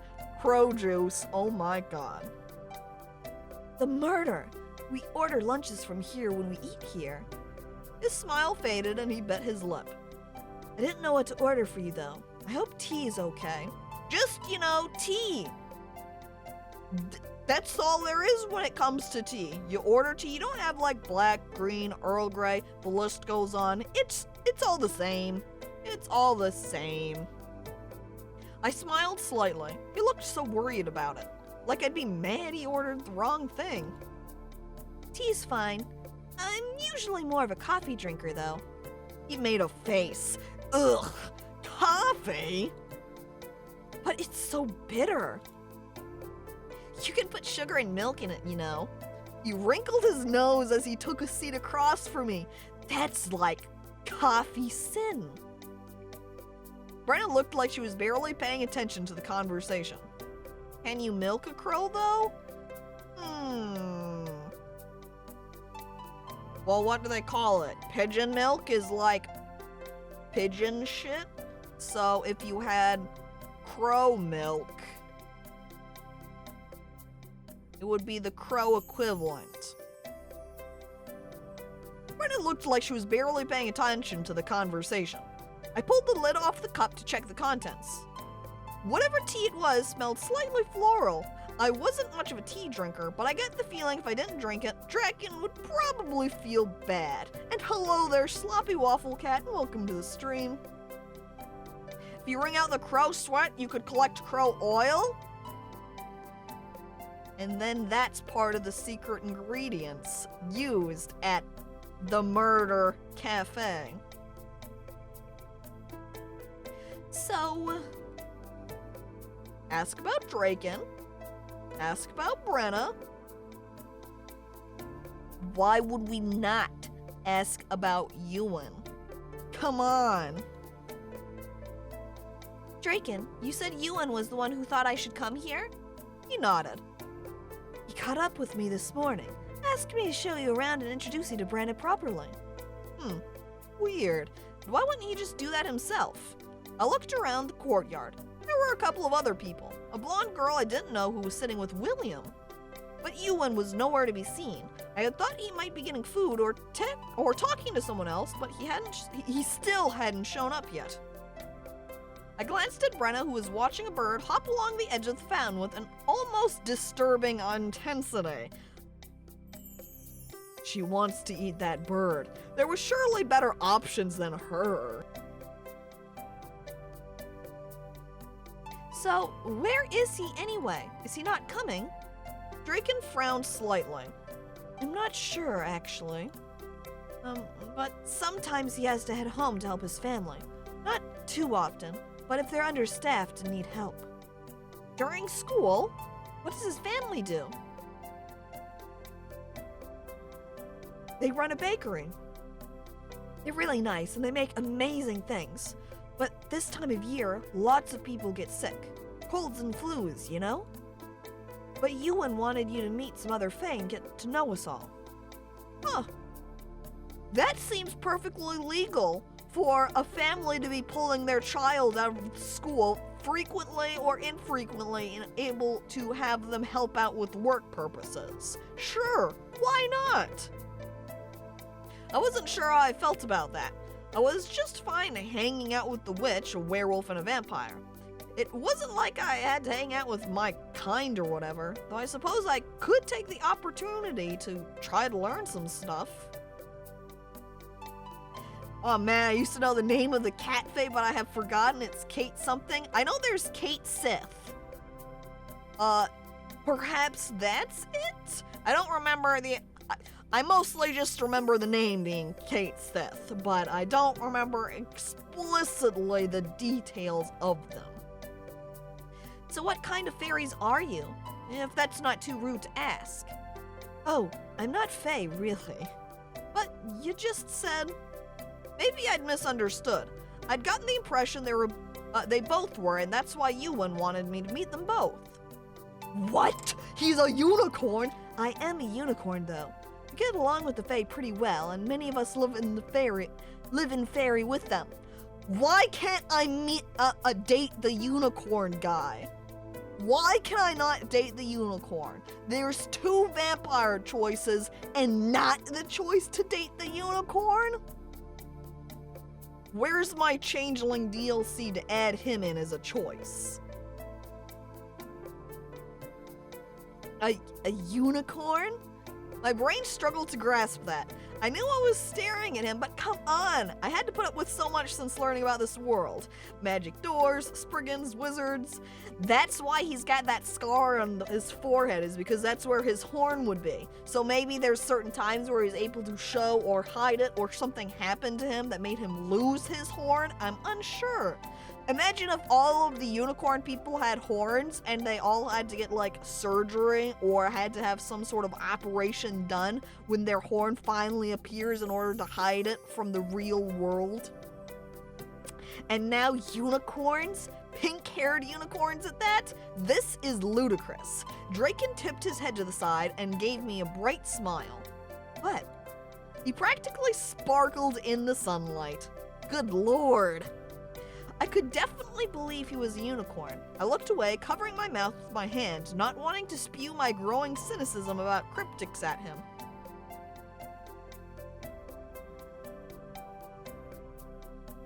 No, nothing. Wait. That means we could do a quick sample here. What if he did have horn? Just like, you know,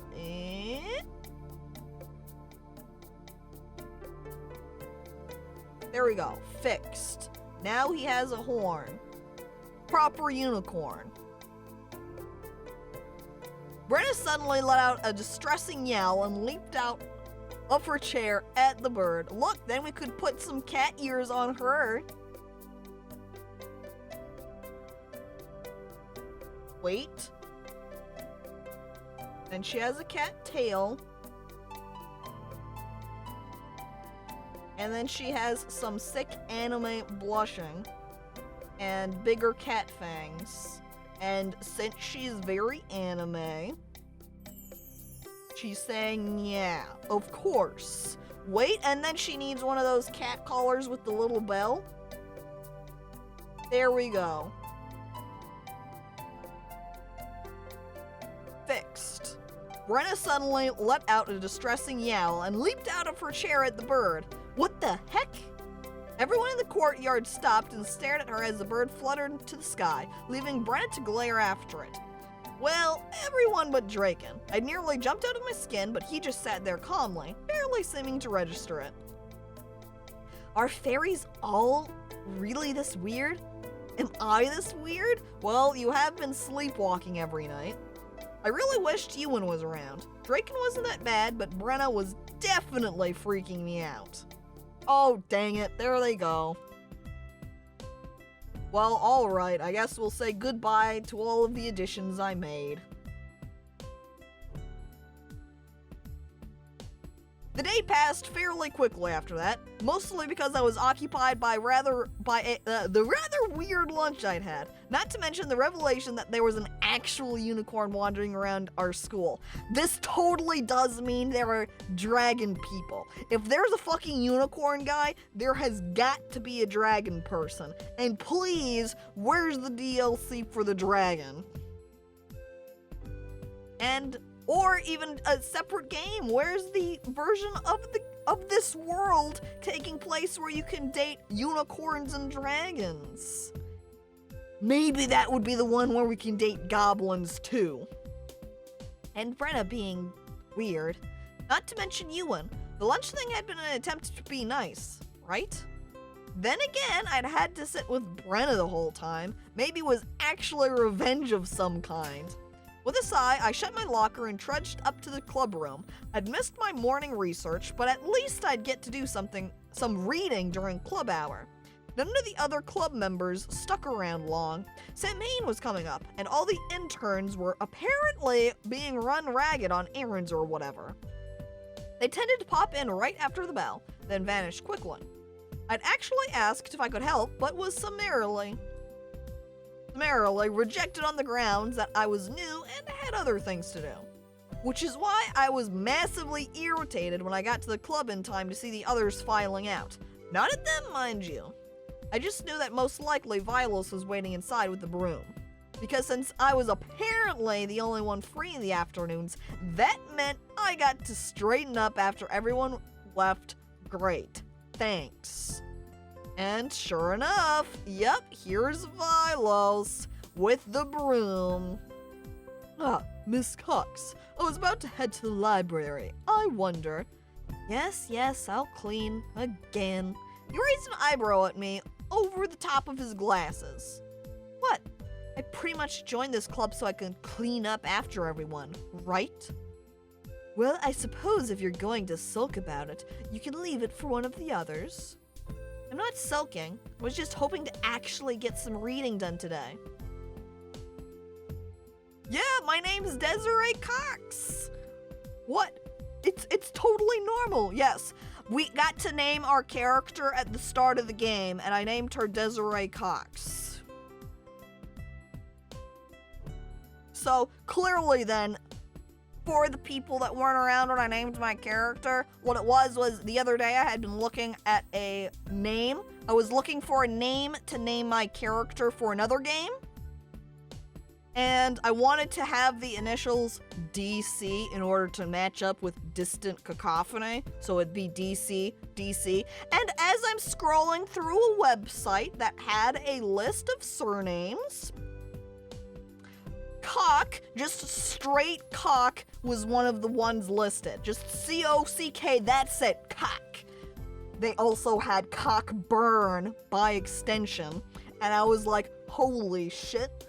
And I started scrolling, and I was like, was keeping that in mind. I was like, I can't believe this is one of the names. I did look through the rest, kind of like, what should I name this character?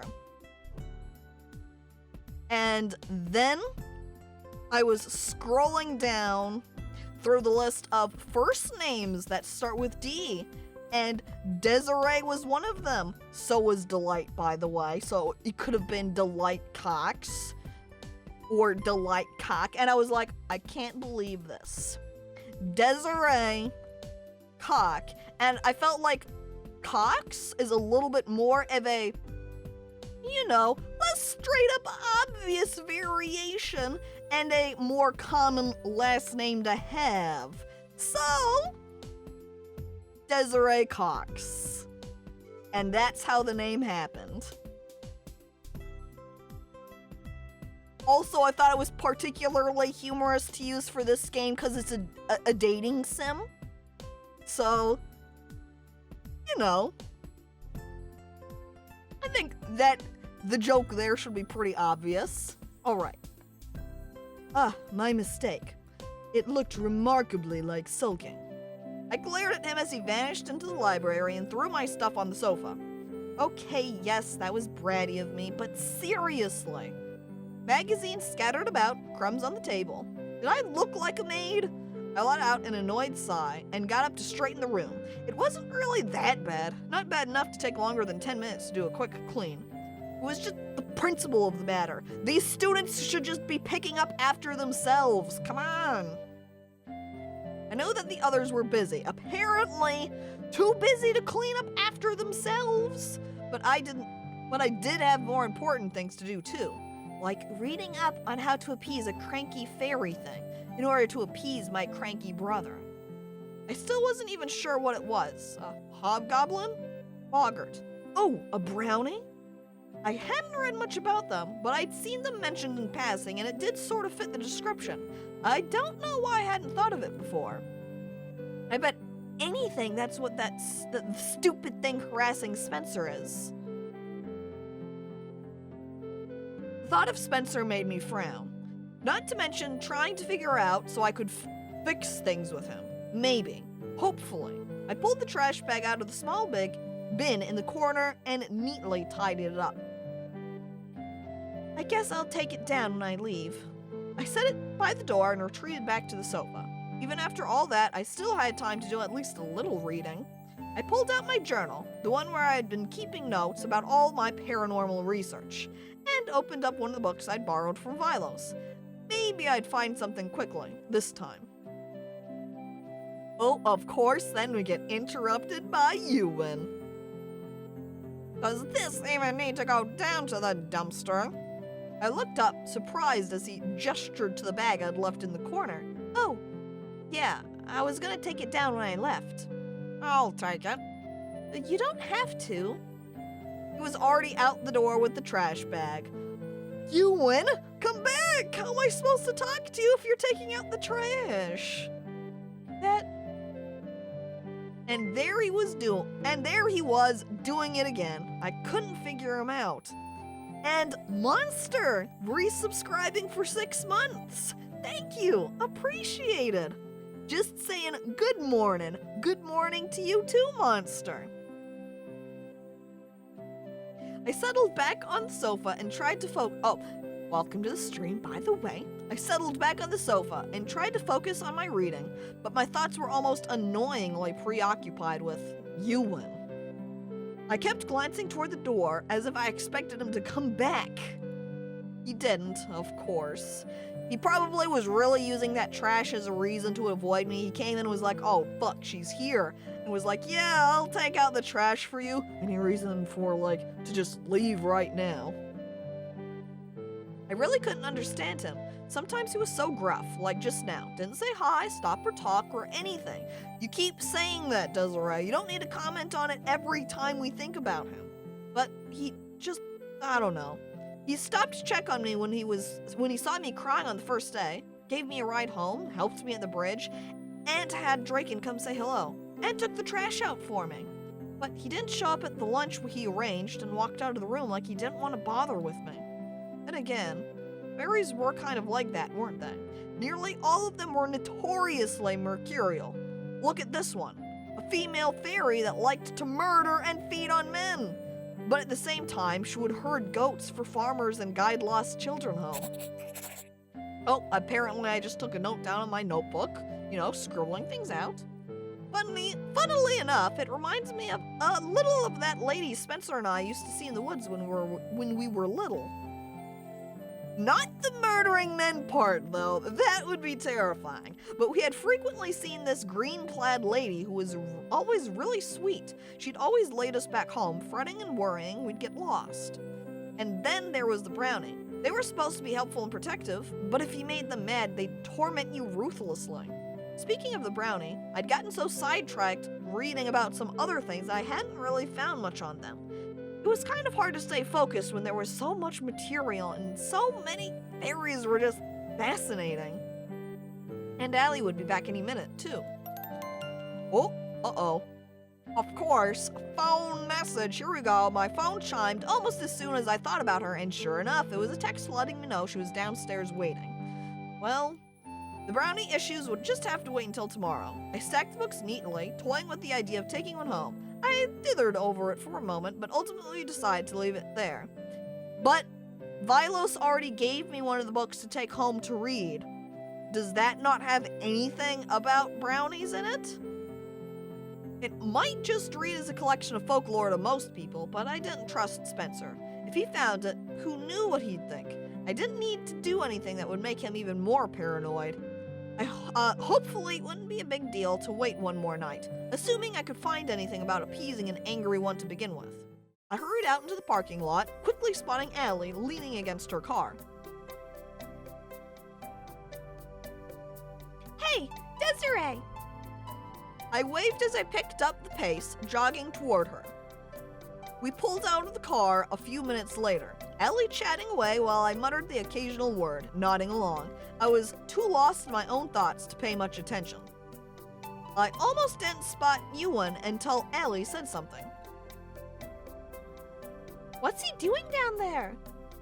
His bike was propped on the side of the road and Ewan was halfway down into the ditch doing something.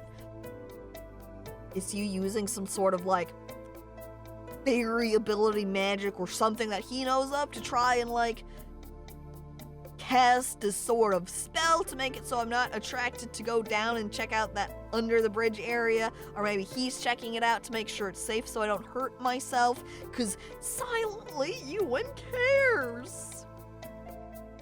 I have no idea. I craned my neck back as we passed, but he was already out of sight. He was such a weird guy.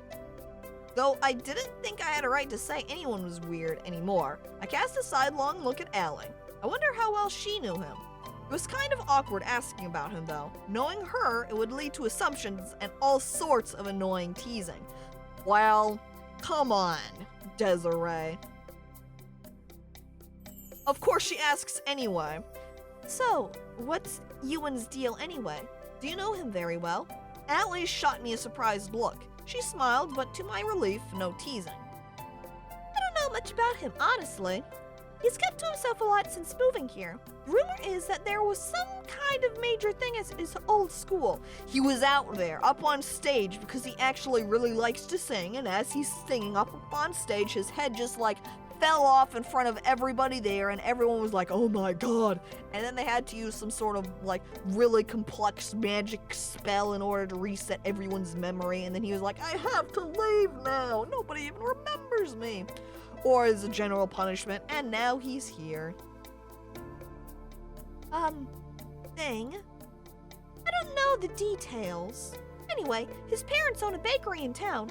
The Fairy Forest Bakery? That's, very on the nose, too. Here you are, fairy person, and you're like, I gotta give a little wink and nod to the other fairy folk around to know it's safe for them to come over here to hang out and talk about cryptic matters. So, we're going to name our bakery the Fairy Forest.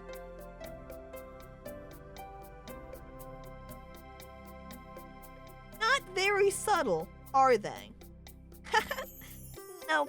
His dad's a fae too, you know. A Dullahan, right? Ellie nodded. He's a pretty funny guy, actually. Probably not at all what you'd imagine. But I heard Ewan has some issues with him. Really? How come? Ellie shrugged.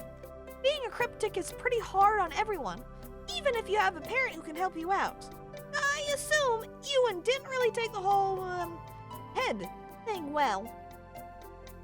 I heard he used to be really outgoing, you know, before his fate traits asserted themselves. Yeah, I guess having your head randomly fall off would kind of kill your social life. Ugh, no joke.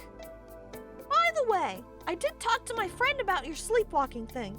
She thinks she can help. I thought we could take a look at the issue with that brownie at your house too. I know you mentioned it's been causing some issues. Oh yeah, I'd forgotten I texted her about that. Convenient, now I don't have to do the work myself. Oh? Ellie nodded, drumming her fingers on the steering wheel. My friend, Shelly, she's an amazing witch and really helpful. You never gushed like that about me.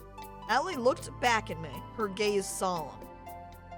We hadn't told you this part yet, but the truth is, you can only be friends with the same type of cryptic.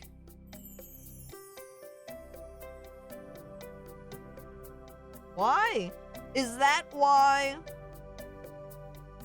Ewan wanted to introduce us to Brenna and Draken? Also, then I guess that's fitting. Ewan's route would technically be the most fitting then, because then we're both the same type of cryptic. You'll never miss me. I heard you really hit it off with some of the other fae. Yeah, hit it off. That's the word. I mean, I was totally seduced by Draken's pinkness, by Ewan's broad shoulders and Brenna's whatever. Brenna's whatever? That's about the best description of her I've ever heard. Are all fairies so weird? Nah, you just met the weirdest batch. I swear everyone is really nice though. You're going to fit right in. Even with Brenna? There are exceptions. But I promise Shelly's normal. And okay with cross-species discussions? Allie laughed again. We can allow it, just this once. Anyway, I'll text you with the details later. Shelly needed time to prepare some things. Okay. Try to be careful tonight? Definitely. I waved Allie off, waving until she was out of sight before heading into the house, walking through the back door, going out into the forest, and making mischief. Everyone else was still out, so I went to the kitchen to set the kettle on for some hot chocolate and started up the stairs. Just in time to see the brownie bouncing its way down, a sheaf of papers in its hands. Uh-oh, that means it's going to mess up Spencer's homework again. I snatched them up quickly, and sure enough, it was some of Spencer's homework. And now Spencer is going to walk down the stairs and see the homework papers in my hand and be like, "Oh, so trying to say you don't do things to my homework, huh?" The brownie stopped and stared at me. Come on, he blames me for this every time, you know. Brownie simply blew a raspberry at me and flipped backwards off the stairs into the shadows, as brownies are wont to do, I suppose. I sighed and headed upstairs to return to Spencer's homework. Fairies were definitely weird. Oh, Chapter 2, In Over My Head.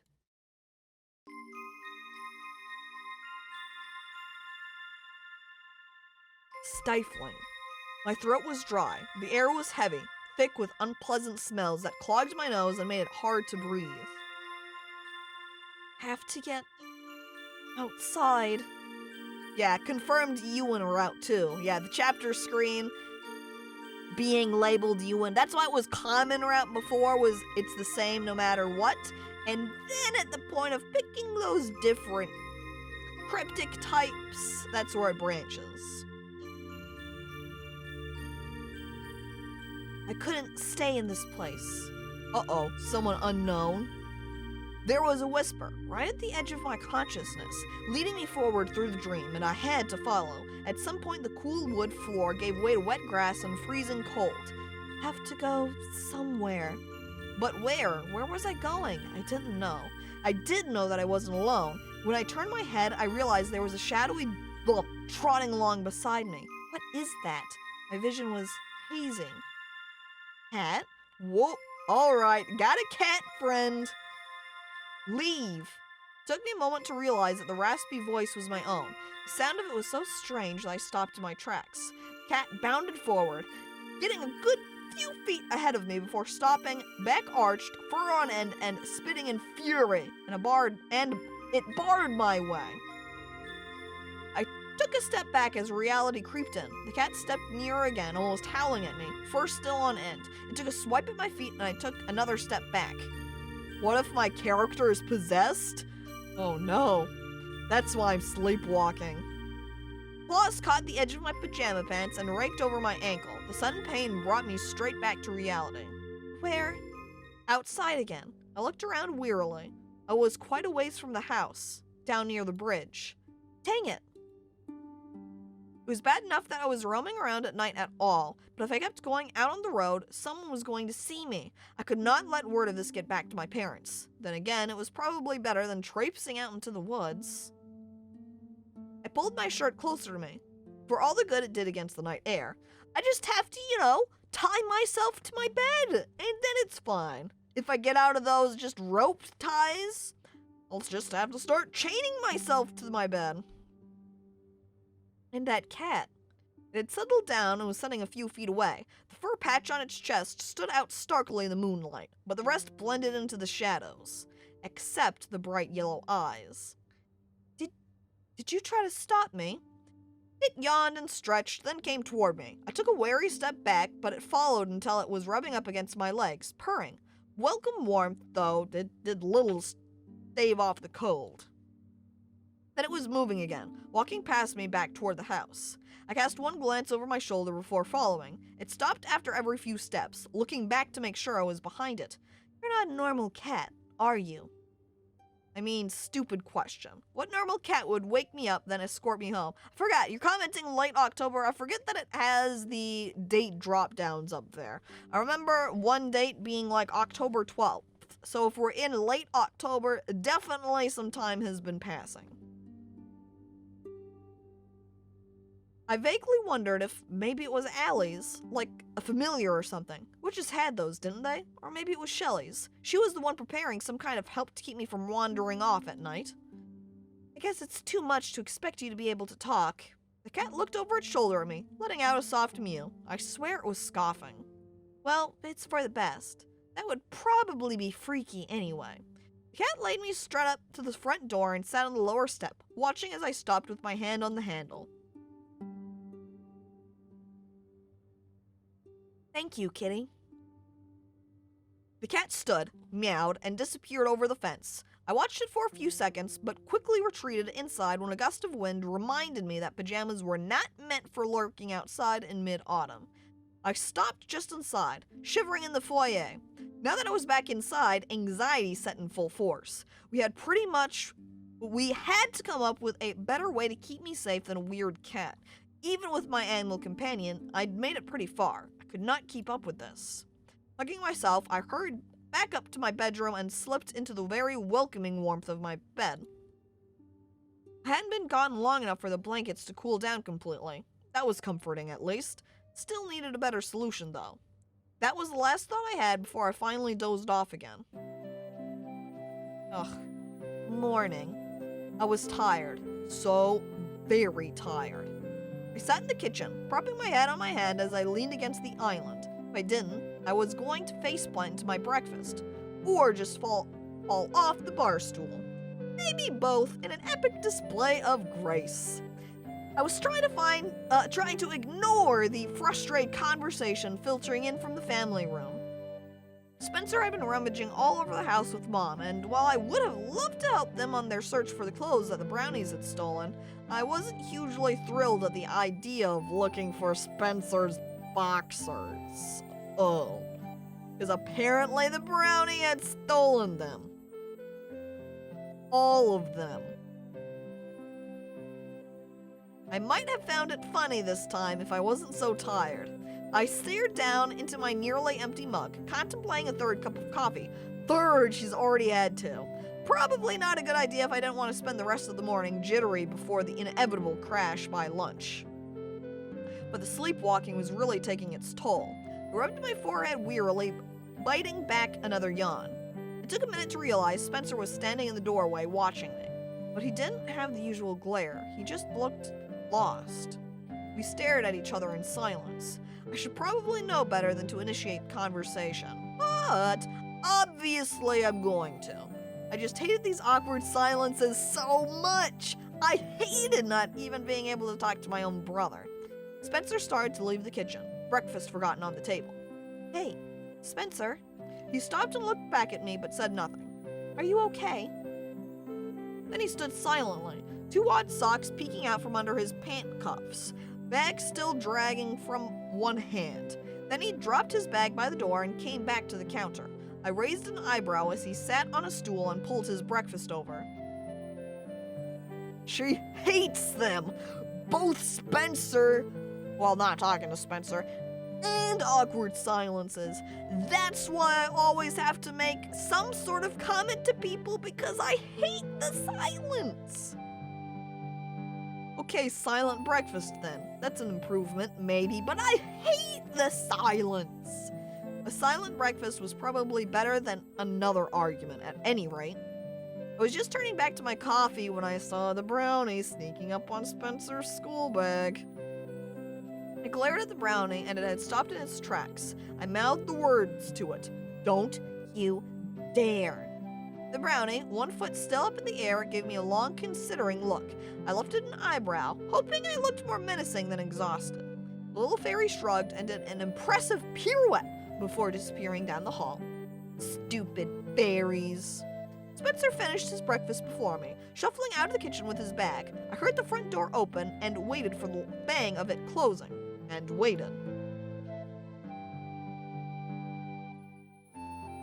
Frowning, I turned as I heard shuffling footsteps coming back to the kitchen. Desiree, did you want to lift to school today? Again, I frowned, wondering why he was so determined to do this. Maybe some kind of weird desperation? I already said I'd ride with Allie. She's probably on her way. Fine, whatever. He walked out of the kitchen as Mom walked in. She stood there, giving me a depressingly maternal look of disapproval. Uh-oh, here we go. Desiree. I sighed, bracing myself for the inevitable. What? He's trying, honey. I hate seeing the two of you fight like this. I hate how I'm always the bad guy when he's the one who what? Just then, wasn't he extending an olive branch?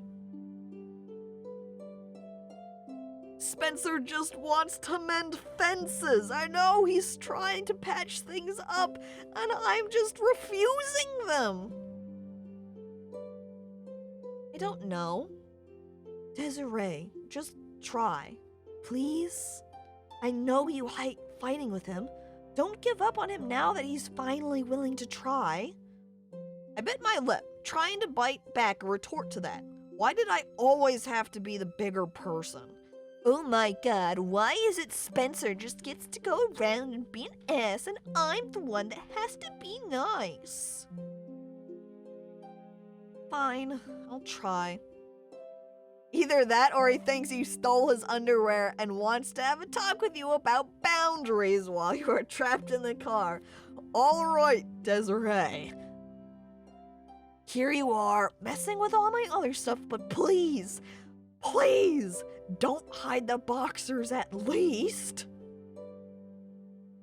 I grabbed my bag and started out of the kitchen. If he picks a fight with me, you owe me ice cream. Deal. I grinned and left her there. Spencer was at the front door getting his shoes on. I pulled out my phone and checked the time. Wait, I'll come with you if Ellie hasn't left yet. Let me text her. What made you change your mind?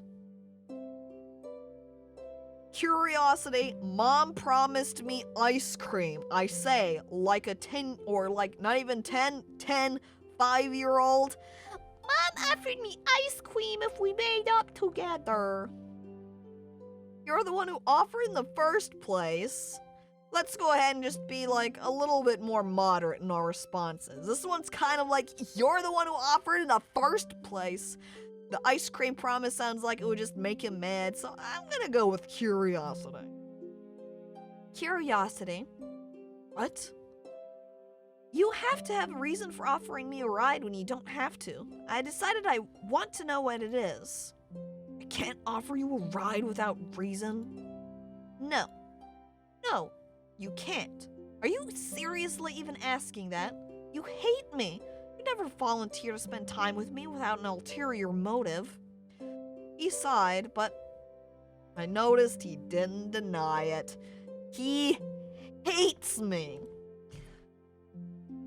Even more than I hate awkward silence.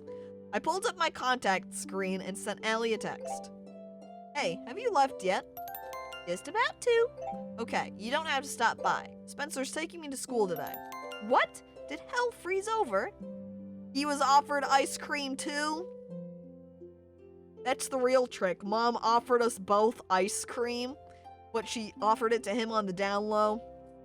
So it seems like he's just up and off offering me a ride, when in actuality, he's gonna get an ice cream payout too. What? Did hell freeze over? Mom badgered me into saying yes. Maybe I should wait in the parking lot in case I have to break up a fight? Thanks for the vote of confidence. 8 capital D. Thanks, Allie. What a friend. I really hoped the two of us could at least make it to school without fighting. Then again, our track record wasn't the best. Looks like I'm riding with you. Okay, I'll get the rest of my things. He went back upstairs, and I decided to go out on the front porch to wait for him. I flapped on the top step and twisted my neck slightly. That brownie needs a solution. Today. Man, this was tough, and not all fun and exciting. This paranormal stuff definitely needed more robes, cool scarves, and hot guys. Desiree! Every guy you've run into has been a hot guy. I'm not sure if you need more of them. I've seen at least 3 cool scarves. Also true. I think the only one we're really lacking is the robes. Where are the hot guys in the robes? Ewan's face flashed in my mind as I thought that last one needs more hot guys. Ooh, like Ewan. I scowled. What? No, don't scowl, Desiree, please. Hot guys that weren't stone-faced giants with an inconsistent sense of humor. Well, alright, I don't mind having a variety of hot guys, but don't say you don't deny your love for Ewan, Desiree. The door opened at the moment, and Spencer came out, huffing softly in the cold air as he shut the door behind him. Ready? Sure. We didn't get that far before I learned why he was so intent on getting me alone, where there was no referee to threaten the ground for us fighting. Yep, here we go. He lured me in, not as an olive branch, but to question me about all this stuff. Here we go. Definitely good for our relationship. I'm sick of my stuff going missing. I rolled my eyes. Right. You totally owe me, Mom. I'm sick of you blaming me for it. There's no one else. Am I supposed to believe Mom and Dad is doing it? Yup, should have expected this. What the fuck else are you gonna expect, Desiree? Mom usually intercepted any argument that happened at home, and we didn't see each other enough at school for him to yell at me there. I didn't know what to tell him. If I said I didn't know what was going on, it would be a lie, and I couldn't tell him it was a household brownie that he'd upset. He'd neatly backed me in a corner, and I couldn't do anything but play dumb. Maybe you're doing it just so you can blame me. Give me a break. If I was doing it, what would be the point in asking you about it? How am I supposed to know how your mind works? Is this revenge? Haven't done enough to me already, so you have to make me miserable now, too? Isn't that my line? So now I'm the bad guy. You always have been. Desiree, please. You know that's not true. Why did you even ask me to ride with you if you just wanted to shout at me? Spencer slammed on the brakes and the car skidded to a halt. What the hell are you doing? Get out. I stared back at him. You had to be kidding. What? If you're not going to tell the truth, then get out. Are you serious? We're doing this again? Last time you got a month of punishment. Riding by myself is worth a month more. Fine. I grabbed my bag and slammed my way out of the car, feeling sick to my stomach. I hated this. It's illegal to tell the truth. Oh my god, I can't tell him it's been brownies because that's illegal. And I mean, honestly though, if I told him that's what it was, would he really believe me anyway? He would do the same thing. He would just stop the car and throw me out. However, that means we don't have Allie. We don't have Spencer. Ewan going to casually ride past on his motorcycle and see me walking towards the school. I hated him. Hated myself. He wasn't right, but I was just gaslighting him to protect the club. I hated that. We didn't even get out of the freaking neighborhood. I was still standing there with the door open when, that's right, Ewan sped past on his motorcycle.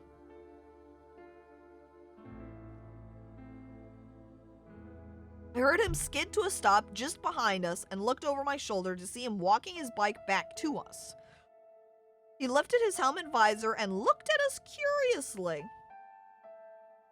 Everything okay? I looked away from him. No, it wasn't. Car trouble. Spencer reluctantly got out and glared at him. The car is fine. Ewan raised an eyebrow. Then why are you both getting out? You were both getting out of the car, right? Neither Spencer nor I spoke. That was probably enough of an answer. I was heading in early, for the club. Did you want to ride, Desiree? Ooh, I licked my lips nervously, looking between the two of them and trying to decide how to handle this. I could let Spencer win, or I could stand my ground and suffer a tense ride to school to prove a point. No. Come on, if I have the choice of riding on the motorcycle with Ewan and my brother, who do you think I'm gonna pick here? Come on, I gotta have the motorcycle, man. But proving a point just wasn't worth it. I really didn't want to have a shouting match with Spencer all the way to school. Yeah, you know what? I do need a ride. Ewan looked like he hadn't been expecting me to say that. But when I slammed the car door shut and started around the front of the car, he must have realized I was serious. He pulled his helmet off and glowered at Spencer. You're really kicking your little sister out of the car. You're a shitty brother. You know that? Actually, You're okay, he does specify little sister. It's like, wait a second. Actually, I'm older than him. Whoops. Yep, sorry, Ewan. By several minutes. You did not assume I was younger just because I'm a girl. Uh-oh. Uh-oh, Ewan. Uh-oh, Ewan, that's exactly what he did. He said, oh, he's driving and little sister's riding in the car. Little sister, because girl. No, I assumed you were younger because your brother drives and you don't. But we're twins, so I'm going to strangle them both.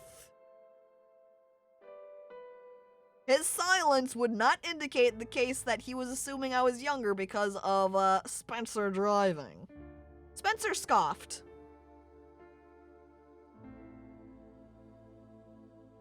I guess people like you really do stick together. Here we go again. Ewan straightened instantly. What's that supposed to mean? My Spencer and I aren't the only people in school. My sister and I aren't the only ones people in school talk about. I've heard about you, and I know you're in that club with her. Oh my god, is Spencer really picking a fight with someone who can probably break him like a twig? Is their character portraits here also supposed to be their height difference? Because he's a bit taller, but it's not like a crazy height difference. Take your head off, take your head off. Oh my god. And then he takes his head off and throws it at Spencer. And there's some kind of problem with our club.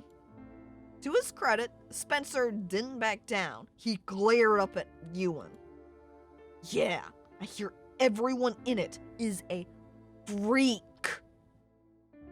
And Mike gonna head out. All right. Goodbye, Mike. Thanks for coming on by.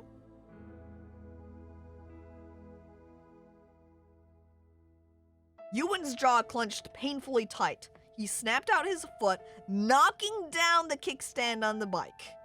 Oh, shoot. Whoa, hey, okay. You two do realize we're blocking the entire freaking road here, right?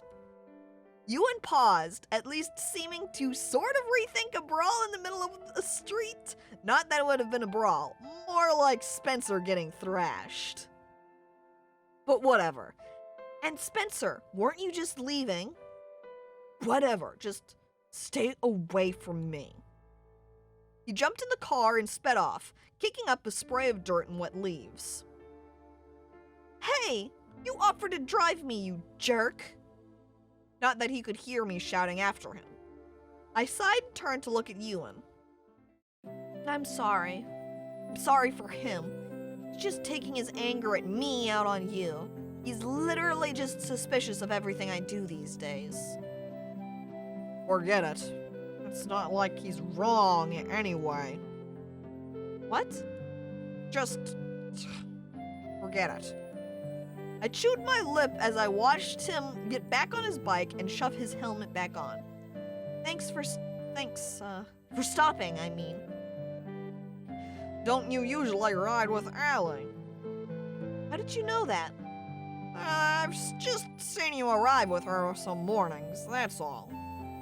I had never really seen him in the mornings, so I didn't know when he'd seen us, but okay, wasn't gonna argue that point. Yeah, well, my mom encouraged me to ride with Spencer today. I strapped his spare helmet on and awkwardly joined him on the bike. She thought he wanted to make up. And instead he lured you into a trap so he could ditch you again? That is a slight over-dramatization of what happened. Given how notoriously bad-tempered he is, I'd have expected you to be more careful. Ewan's hands tightened on the handlebars, and he looked back at me.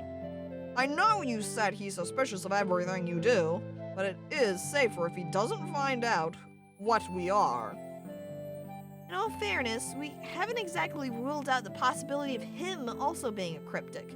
I think by the fact that he has never seen the brownie, unless the brownie is very good at hiding when Spencer's around, Spencer hasn't shown any indication of knowing that the brownie's been harassing him. Cryptic or not, unless he's really adept at hiding his aura, he's not Fae. You can tell. Ewan shrugged. Fae auras are unique enough that I can get a basic idea if someone is or not. He has a faint traces of Fae magic lingering around him, but considering he lives with you, that's not surprising. It tends to rub off a bit. Huh. Even if he's just slightly sensitive or something, it's not safe for humans to get involved in Fae business. Magic dandruff, that's what it is. He could tell just the little... Or what if it's more like magic allergens? Imagine being allergic to magic. And you don't even know magic is a thing. So here you are thinking you were just getting like your seasonal allergies when it's actually because you're allergic to your sister who's got magic allergens hanging around her all the time. I know that. We're going. Okay. I propped my feet up and wrapped my arms tightly around his waist again as he started the bike and revved the motor. Moments later, we were speeding off down the road. At least it felt like speeding. He was pretty good. He was a pretty good wind block, but it was still cold. I clung to him and tried to not think too hard about Spencer. This is the second time Ewan came to my rescue in the morning. What the feck are you playing? This sounds like Wacky Magic 101? Well, Shy Guy, welcome to the stream. I'm playing Changeling, where we just recently found out we're a magical being, and we have met several magical people, including a couple of boys, which are all incredibly attractive and incredibly dateable. And that one, I don't know if you've just seen him, Ewan there, we're currently on the route to date him. Oh my god, look at this. We're even getting a little scene right here. It's too bad me up here in the corner, you can't see my eyes where I could casually draw a heart over them.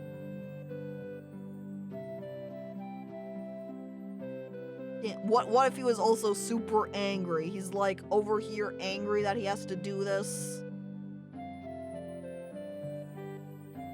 He always happened along at the right moment. Somehow, I unconsciously tightened my grip around him. He tensed for a half second, then leaned forward, gunning the engine. Oh, wait, no, here we go. It zoomed out. Oh, baby. Okay. And then I just casually add the heart, and there we go! Truly, here I am riding with Ewan on his motorcycle. Amazing. The movement pulled me forward as well, crushing me against his back.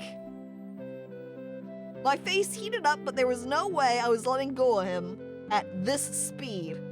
Pressed against his leather jacket, I was assaulted by the scent of leather. And something else that was sort of earthy and masculine. Oh God, I need to stop going around smelling people. Desiree definitely has some kind of like scent thing going on.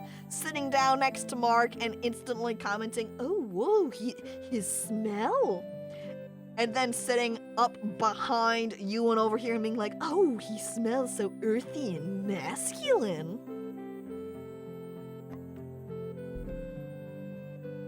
Don't worry, I'll put little indicators next to my nose to indicate that I'm sniffing with it.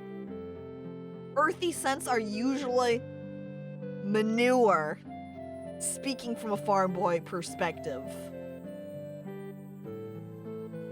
Ewan over here, smelling a little bit masculine and like shit. Though I refuse to acknowledge it was my fault. Guys smelled good sometimes. It's not my fault that men just smell good sometimes, you know? I can't help it that they just smell great and I want to sniff them. Come on. Oh, alright. There's that graphic over. I remove my my doodles on them. Alright, the ride to school was short and Ewan was definitely driving fast. We arrived there in no time at all. What's sexier than manure? Truly it is nature's aphrodisiac. If you need to romance somebody, make sure you slap on a little bit of a manure cologne first. It will woo every woman in the area and be extremely standout. You going down to a club, a bar, to maybe hit on the ladies? Just grab the manure cologne. The true eau de toilette, or the eau de peau. Truly, you tap it on your wrist, you take a step in, and suddenly all the ladies turn and go, "Oh, what is that manly smell? I cannot resist." He rolled into a space and stopped carefully. For a moment, neither of us moved, until I realized I was still clinging to him like a wind-blown lemur. Thanks, Desiree. I released him quickly and staggered off the bike with far less grace than I would have liked. Ewan pulled his helmet off and swung one leg over like a pro while I fumbled to get the helmet off. She's even having a hard time taking the helmet off? It's a fucking helmet. How complex can it be? I wondered how bad my hair looked as I handed it over to him. Don't worry, you're a romance character protagonist. It will clearly make you look even better. It will be like the shots where the person takes their helmet off and then, they flip around their hair and oh my God, it so emphasizes their hatness. Wasn't she a changeling? Couldn't she just shift out of it? Technically, we don't know what we are yet, and we're pretty much just assuming she's a changeling because of the name of the game. And honestly, kind of because of her sleepwalking, kind of makes that doubly suggestive. And the fact that Spencer hates us for some reason after going out searching for us in the woods one of the times when we did go missing. So, all signs kind of pointing towards we are a changeling. But we don't know that yet. So, she can't do anything about it. So, while you were driving, I was wondering, what sort of cologne do you use? Is this going to, is this going to be one of your typical questions? I have no idea what you mean by He raises his eyebrows at me and is like, really? Yes. Go ahead. Well, I was just wondering, you know, the head thing. Something I've wondered too. What happens if it comes off while you're riding the bike? Definitely something I've been wondering. Yuen gave me an exasperated look. Do you ever consider that some of these topics might be, I don't know, a little bit sensitive? Well, it did occur to me, but I was just so curious. And I know that I was complaining earlier about all of my schoolmates questioning about what happened to me in my childhood and getting annoyed over that. But me doing the exact same thing to Ewan? Completely fine. Is he a Dullahan? Yes, he is. A very sexy one indeed. That smells very good, by the way. Well, it did occur to me, but I'm genuinely curious. I mean, I've never met a Dullahan before. Please. Desiree, how many Fae in general have you met? Saying that I'm the only one you've met doesn't really mean that much to me. You don't have to answer. First, that usually happens at specific times of day or during emotional distress. So I just avoid driving during those times. Usually? Well, if something unexpected happens, I just go back for it. Wait, he just said if something unexpected happens, I just go back for it? That means it's happened before. Because otherwise he'd say it more like I would probably go back for it. I would just turn around. He said, I just go back for it. That sounds very much like he's done it before. What if you scared him and his head just fell off? Oh my god, I made the joke about the amusement park earlier and him on a roller coaster. He gets into such emotional distress going on that roller coaster that his head comes off during it. So here we thought it was just random and he would just randomly manage to fall off during the roller coaster ride, when in actuality, the intense emotional distress of going on the roller coaster caused it to come off. Oh no. Somehow that mental image made me smile a little. That had to be annoying. I smile at how annoying it is. Have you considered using those bungee strap things to tie it down? Well, I'm considering using one to see if I can strap your mouth shut, too. What? Are you threatening me? Has anyone ever told you that you ask way too many questions? No. Yes. He scoffed as he stowed the spare helmet. I guess asking dumb questions is better than fainting at me. I didn't faint at you. He looked over his shoulder, a small smile on his lips.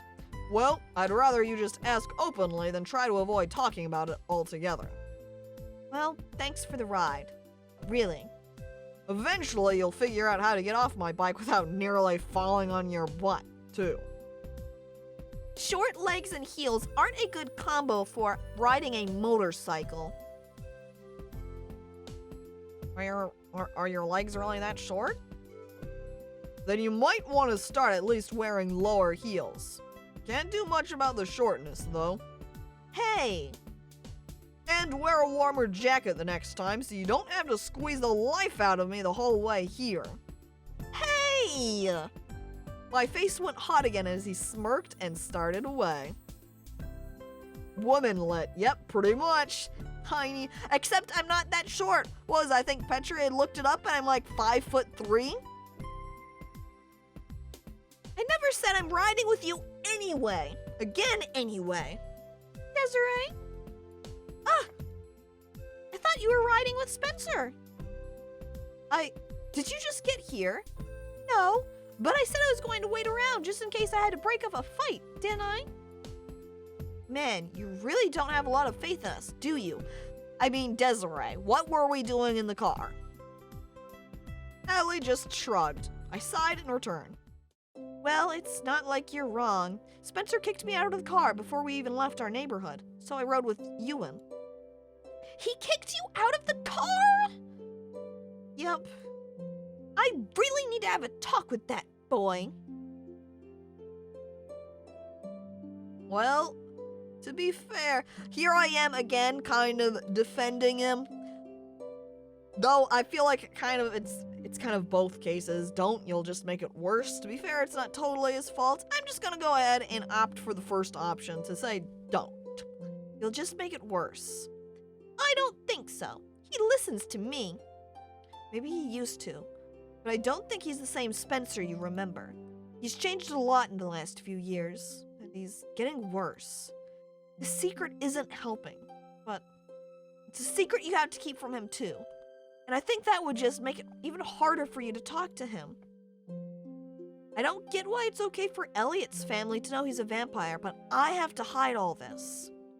Well, I told you that the rules vary a lot. The fact that you're Fae really complicates things. It would be dangerous to go around babbling you're a Fae to people. I get that, but it's frustrating. I know. Come on, let's go in. It's freezing. And the bell was about to ring anyway. For a change, I was sort of glad to have a partner prone to falling asleep in literature. Elliot nodding off gave me time to just think.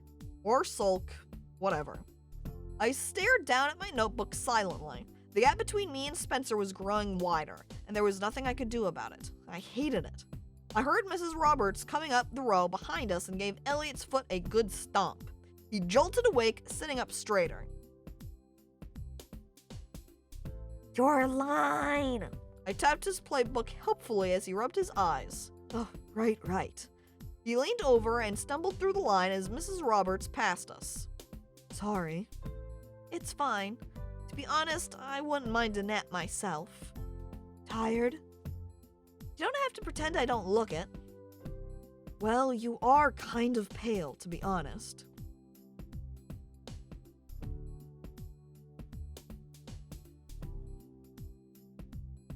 Come on, class is nearly over. We've got this. He shot me a tired smile, and we both leaned over to focus on reading until the bell rang. Class passed quickly enough. I barely survived trig. Spencer was back to totally pretending I didn't exist, which was probably for the best. I didn't have any energy to care anymore. I just ignored him as well and planned to do the same during chemistry. Staying awake was the issue at hand. Sleepwalking was physically draining and dealing with Spencer was emotionally draining. I felt exhausted.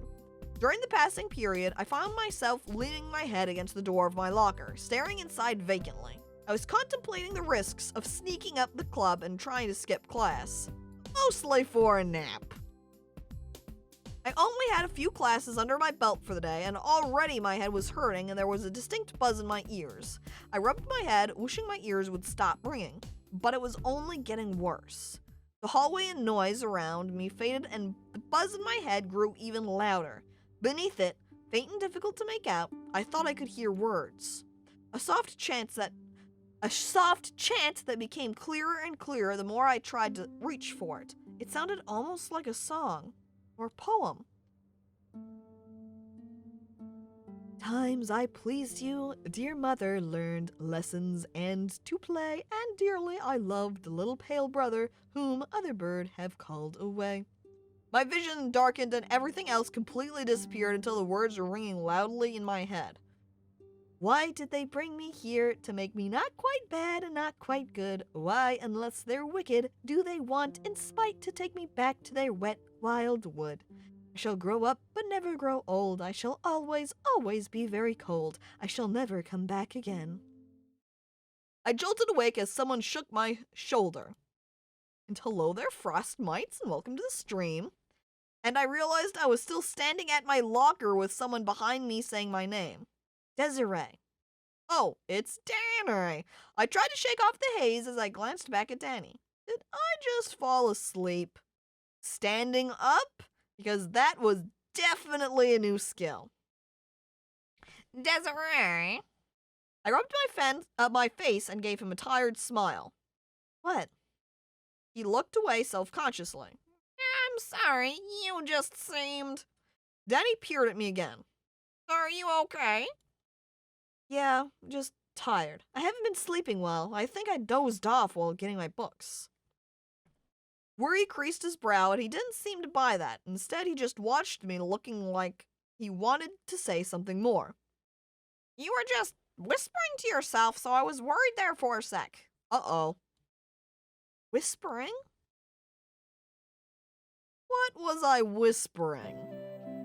What was I whispering exactly? Well, it sounded like a poem or something. Your voice just sounded a bit strange. I leaned my head back against the locker, frowning. So I'd been saying that poem out loud? Ugh, I need to be more careful. At least Danny had, woken me up before I did anything too weird. Oh, and homeless David, hello, welcome to the stream.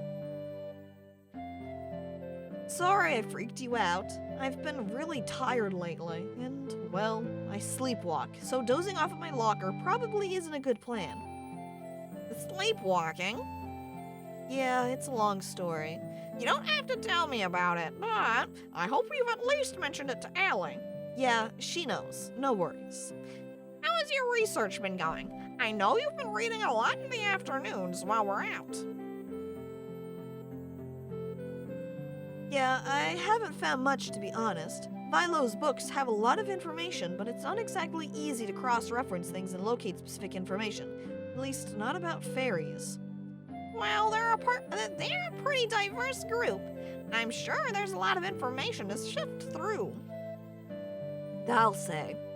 I'm sure you'll find something. I know everyone's been too busy to help you out since you joined the club, but that won't be the case for much longer. I know. Sam Hain. The agency keeps us pretty busy this time of year, but when it's all over, maybe a lot of us can sit down and help you out with this. I appreciate the gesture, but I'm hoping to have found answers on my own by then. Understandable. He set his hand on my head, giving it a few playful squeezes. I'm sure it'll work out okay. Thanks. Come on, you should probably head to class. I shut my locker and we walked together for a few minutes before splitting up to each go to our next class. When lunch rolled around, I decided I wasn't really up for more fairy meetings or orchestrated gatherings. I just wanted normal lunch. Getting so wrapped up in all the supernatural things was just starting to overwhelm me a bit. I needed a break, and unfortunately, I wasn't sure anyone in the club really understood that. I don't know if Draken or the others would be looking for me, so I hid in the school bathroom until the bell rang, then hid in the nearest empty class to read. The club was way more comfortable, but I had a feeling that if I tried to read there, I'd get pulled into the courtyard for lunch.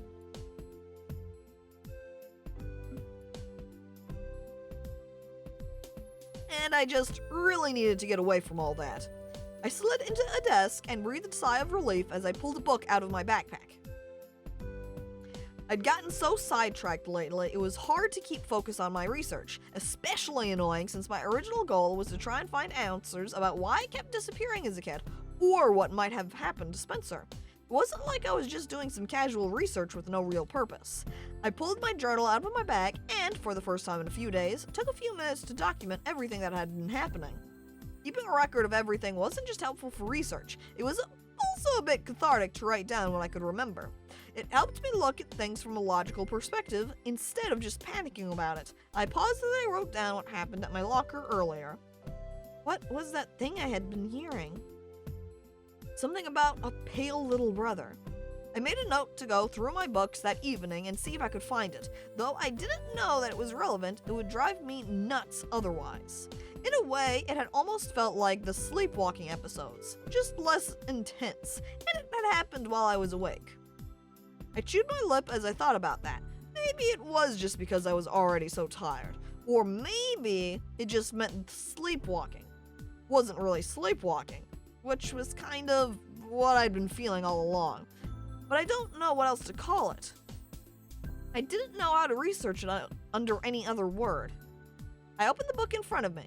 Encyclopedia of Fairies and Lore, and started reading where I'd been before. Snatches of the poem flitted back to me as I tried to read. Do they want, in spite, to take me back to their wet, wild wood? Take me back to the woods. Fairy abductions.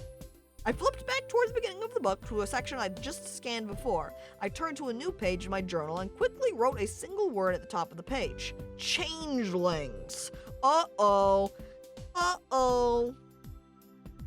That's a title drop right there. I felt so much better by the time school was over. I was still tired, but the much needed time alone during lunch had really helped me to refocus myself enough to get through the day.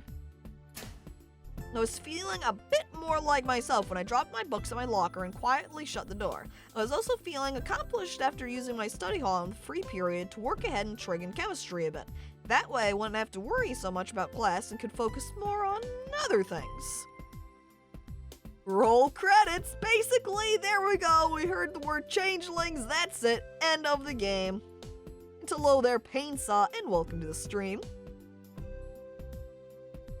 And yeah, about goddamn time we're figuring out that we're a changeling. There were only a few minutes left before the final bell, so I figured I'd go ahead and go up to the club, avoiding the rush of students at the end of the day. I stretched, thinking about the research I'd started earlier. I wasn't sure if it was another dead end or not, and I sort of hoped it was. I didn't really want to think about what it could mean if I was a changeling, but there were some interesting parallels that warranted looking into. I was so lost in thought that I nearly didn't see Brenna lurking up ahead of me. But when I realized she was standing at the bottom of the stairs as if waiting for someone, I panicked and ducked into another hallway. I really did not want to deal with her at the moment. I went a little way down the side hall and pressed myself to the wall, wondering what she was doing. Hopefully she'd go away if I gave her a few minutes. I do understand your situation, but I can't continue to allow you to skip class. My ears perked up as I heard a muffled voice come from inside the class next to me. Mrs. Roberts. She sounded like she was lecturing someone. Not wanting to overhear, I started to move away until I heard another familiar voice. Ewan. If you understand, then I don't see why it's a problem. Ewan? I paused curiously. It sounded like he was getting in trouble for skipping so much. Not totally surprising. You can't continue to hide from the world simply because you're Fae. It's not just that. I do understand why my class is particularly difficult for you at the moment, but you're going to fail if you don't start showing up. You don't understand this at all. I gave you the opportunity to supplement your grade by joining the drama club. The drama club?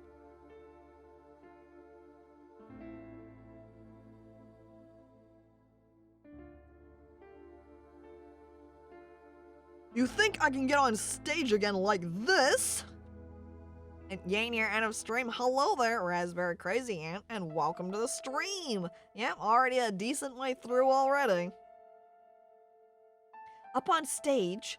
What? Drama hand. There you go. Comedy gold. Amazing. Yeah, if you were a dull hand and you wanted to do acting and you had any amount of like stage fright, anxiety, so your head would just pop off when you start feeling too much emotional stress, whoops. You can always function as a member of the backstage crew instead, given your history. I don't want that. I don't want to join the drama club. I don't want to go to your class, and I don't want to be in this stupid school at all. I realized I was eavesdropping on an obviously private conversation and quickly started away from the door. Definitely had not been meant to hear that. Alas, poor Yorick will be easy. You don't need the skull prep. Yeah, alas, poor Yorick as a Dullahan. I said hand again. I don't know why I'm saying it with a D at the end. There is no a D at the end. It's just Dullahan.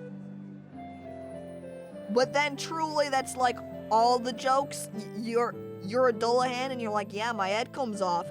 And then another person is like, oh, ho, ho, so it's like you can do that, you know, alas, poor Yorick with the head, ah, ha, ha, and they slap their knee. And you, the Dullahan, is like, great, I haven't heard that joke a million times.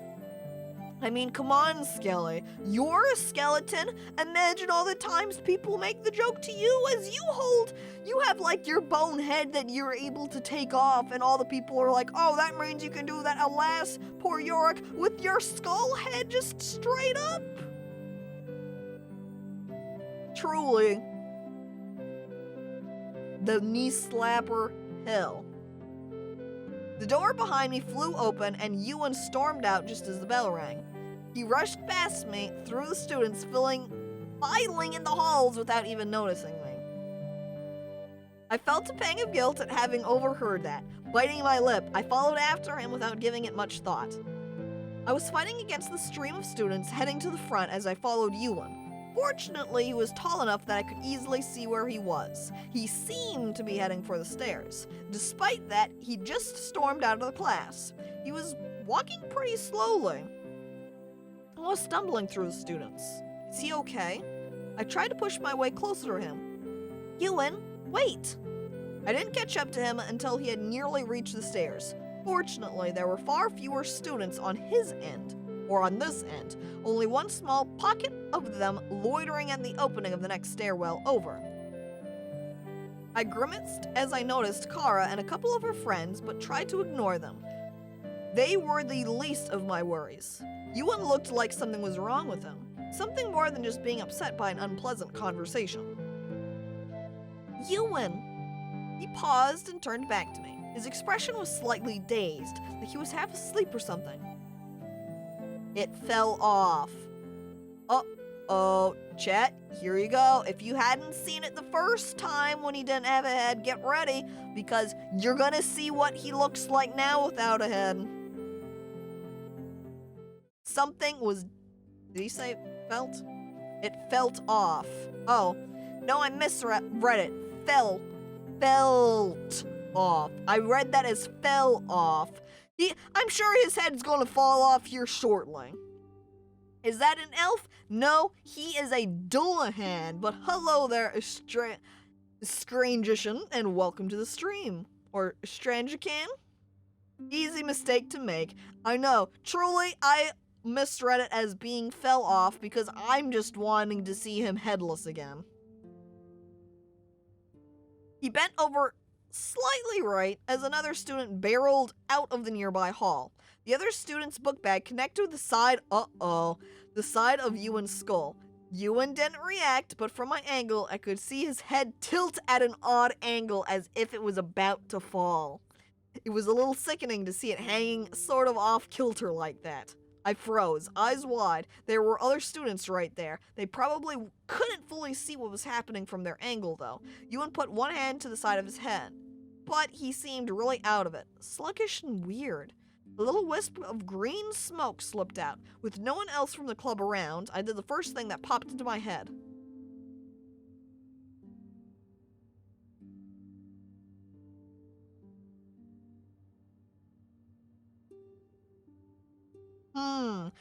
What would be more useful for Ewan? If I ran over directly to him, I feel like maybe that might stress him out more by being too close. If I distracted everyone else dramatically, would that bring too much attention to that area? Though if I distract dramatically and I'm not too close to him, I'm not sure. What if you hold his head in place? Yeah, but would that be a little bit too weird? Too close? Bring too much attention to the two of us?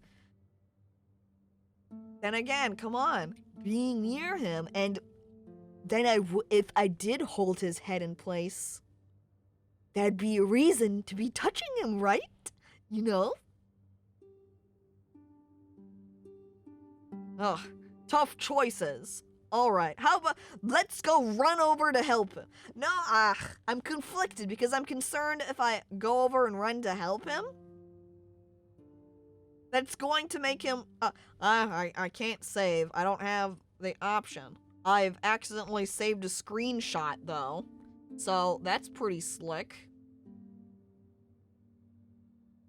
Let me see. I think there's a readme here that has some log. Not log. Let's see. Is there a, let's see, hotkey for quick save?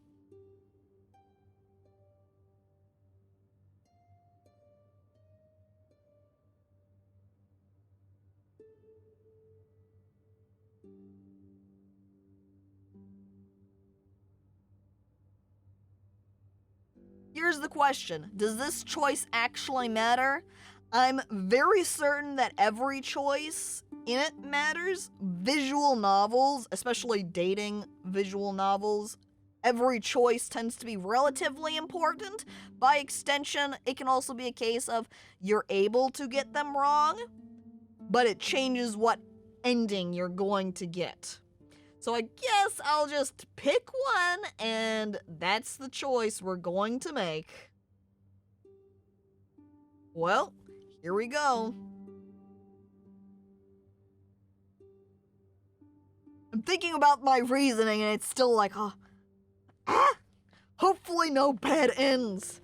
Imagine if this choice leads to his death at the end of the game. No!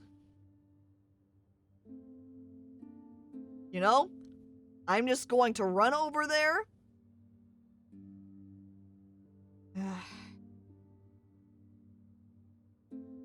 Let's distract everyone else dramatically. I staggered forward, suddenly shoving my book bag off one shoulder, causing my books to cascade to the floor and slide every which way. I wasn't much of an actress, but I tried for a dramatic stumble before falling to my knees in the middle of my scattered school supplies. Those nearby burst into laughter and applause as I scrambled to pick up my things. I was just glad there weren't many of them there to witness that. Sorry about that. I snatched my backpack and started shoving things inside it, while keeping one eye on Ewan. He seemed to snap out of it, and I watched him sort of surreptitiously straighten his head. The way he gave it a slight twist back in place made my stomach turn, but it seemed like the crisis was averted. More or less. He quickly retreated into a nearby class, so I assumed he wasn't quite out of the woods yet. Absolutely no one helped me gather up the books, the research journal, or the pens that had scattered everywhere. I did so quickly on my own, then went to check on Ewan. I found him seated at the desk in the classroom, leaning over with his elbows on his knees and resting his head in his hands. I hesitated at the door, unsure what to do. Are you all right? Yeah. Whoops, so clumsy, I say, just turning my backpack upside down and dumping it out, truly. Ewan sat there, still silent, as the seconds ticked by. Ewan? What? Just... Are you okay? The music even stopped. This is a serious moment. Do I look okay? Well, I mean, his head was on, so that was a good thing. Right? And what was that, anyway? What were you trying to do? Help create a distraction? I don't need your help. I deal with this thing every single day. I beg to differ. You were 2 seconds from losing your head out there. Literally. I know you meant literally. I winced as he raised his voice. I don't really get why you're angry, but you can stop shouting at me like now. He seemed to deflate at that. He squeezed his eyes shut and turned away, dragging his hands through his hair. Fortunately, the head stayed put this time. Not that there was anyone else around to see it fall off now. Just leave. Fine. Sulk alone. The next time it looks like you need help, I'll just stay away. Does this mean I should have gone up to help him, I suppose? Well... And you know what? The next time you're tempted to offer me help, don't bother. I don't need this. Sorry, I thought we were friends or something. I left him there, slamming the door on my way out, and headed up to the club. What a jerk. Yeah, he could be nice, but those mood swings were not something I could put up with. He didn't get to be nice one minute, then bite my head off the next. Not okay. Especially since I had just been trying to freaking help. I stalked up to the club, flopping onto the sofa, still pissed off. This is why I just need to mind my own damn business from now on. Honestly, I'm sure that it would probably be at least a very similar reaction. And thank you for following Broken Cactus, appreciated. I yanked out my books and journal, not even seeing the words as I flipped through them. I took a deep breath and I let it out slowly, trying to calm down enough that I could focus. I had lost my study time in the morning, so I really needed to make progress this afternoon. Setting aside the book in my hand, I went to retrieve a different one from my stash on the bookshelf. Ugh. Someone had relocated them to the top shelf. I stretched up but couldn't quite reach them. I was just about ready to scream in frustration when there was a rustle behind me and a leather-clad arm came into view, pulling out the book I'd been after. Oh? I whirled around, glaring at Ewan as I snatched the book from him. He feels bad about yelling at me like that. I don't need your help. I tried to push past Ewan, but he grabbed my arm, and at that very moment, I very nearly slapped him across the face. Oh man, am I mad. Let go. Ewan let my arm go quickly before looking down at his feet. I'm sorry. What do you want? I just wanted to apologize. I'm sorry for snapping at you. I shouldn't have. I know you were trying to help. I'm not used to that. I usually deal with it alone, and I hate people seeing me like that. I hate it. I hated the idea of you saying that again. I shouldn't have yelled at you. You didn't deserve it at all. It was just my own frustration at the situation, and I shouldn't have taken it out on you or made it your problem. I made such a show of rescuing you from your brother this morning, and here I am being just as bad as he is. Worse. I'm such an idiot. Well, I'm not going to argue with that. I crossed my arms over my chest and looked up at him. I'm sorry. I didn't want to bother you. It's just... that's all. He turned away, but I rolled my eyes and grabbed his sleeve. Listen, if you want to show me you're sorry, we have to make out right now. And then we make out and the romance is completed and the game ends. That's how you fall in love, chat. Perfect. Listen, I'm sorry I butted in when maybe I shouldn't have. You just looked like you needed help. Big brain, yep, there you go. I just thought a distraction would help. That's all. Shut up and kiss me already. Oh my god. Truly, that's like the real type of love action that happens in fiction stories, right? Everything seems all tense and is tense and is tense, and then suddenly the two characters make out. It did help, and I appreciated that you cared enough. I was just upset that you witnessed that. I hate other people seeing it. I'm really sorry for being angry. Yeah, for a dating sim, there doesn't seem to be a lot of dating yet. It's 'cause it's a slow build of romance.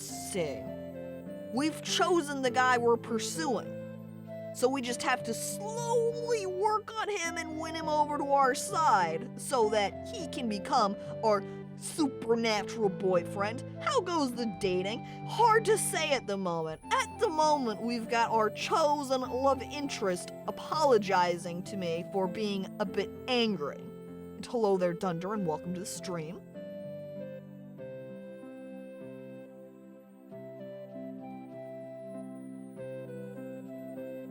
I'm really sorry for being angry. Well, you're forgiven. This time. Ewan looked around awkwardly, as if unsure what to do next. And thanks for the book.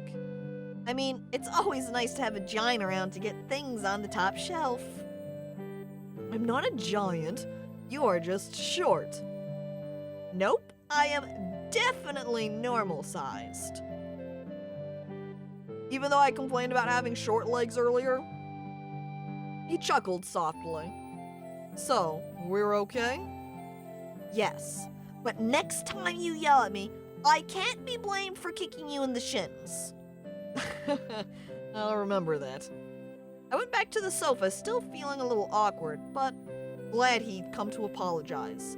Ewan hesitated, then joined me. So, still researching?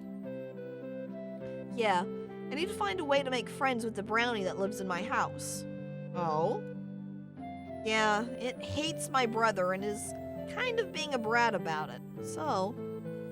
Do you happen to know how he made it mad? Not really. Fairies are pretty easy to offend, and they're notorious for their bad tempers.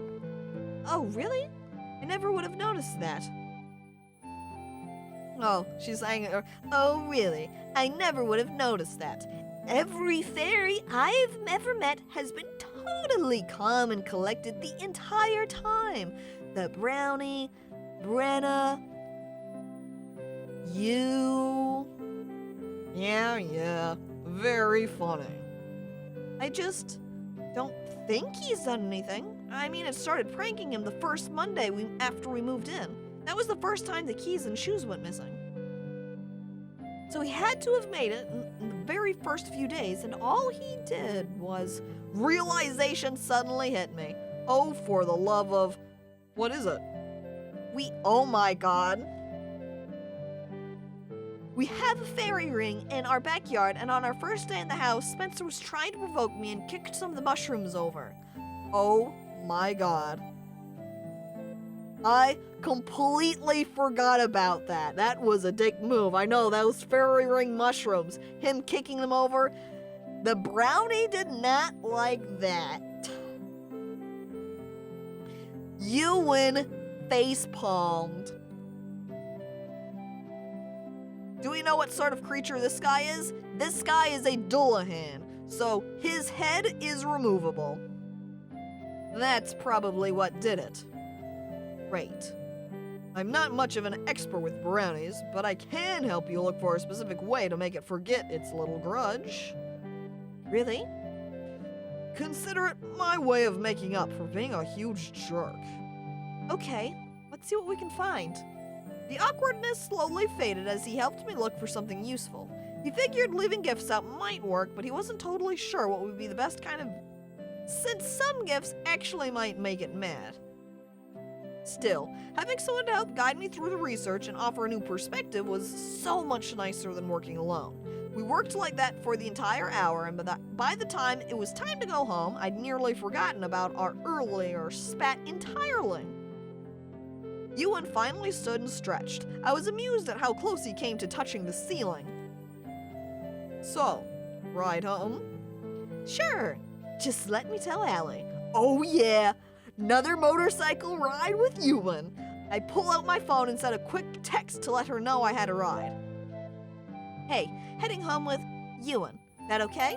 Yeah, it's fine. I'm going to be late anyway. Wanted to bring Shelly to talk about sleepwalking. No time today. Sorry. It's fine. We'll do it tomorrow. Definitely tomorrow. We'll let you know when. By the way, riding with Ewan again? Ooh, a semicolon, capital D? Shut up. Have fun. Greater than sign, capital D. I rolled my eyes at her. Jeez, she was such a pain. Here, we're a go. All right, come on. One freezing, somewhat terrifying ride later, we pulled up in my driveway. I wrestled the helmet off and handed it back to Ewan, my hair clinging weirdly to my head. I managed to climb off with a semblance of grace this time. Thanks again. No problem. See you tomorrow? Ewan hesitated. Are you sure? I gave him a slight smile. Yeah, well, I guess so. I couldn't see his face behind the visor, but he nodded before slowly riding back out onto the street. I waited until he was gone before heading inside. Oh, so gonna start riding with Ewan, right? That's the real trick? I should go back and be like, hey.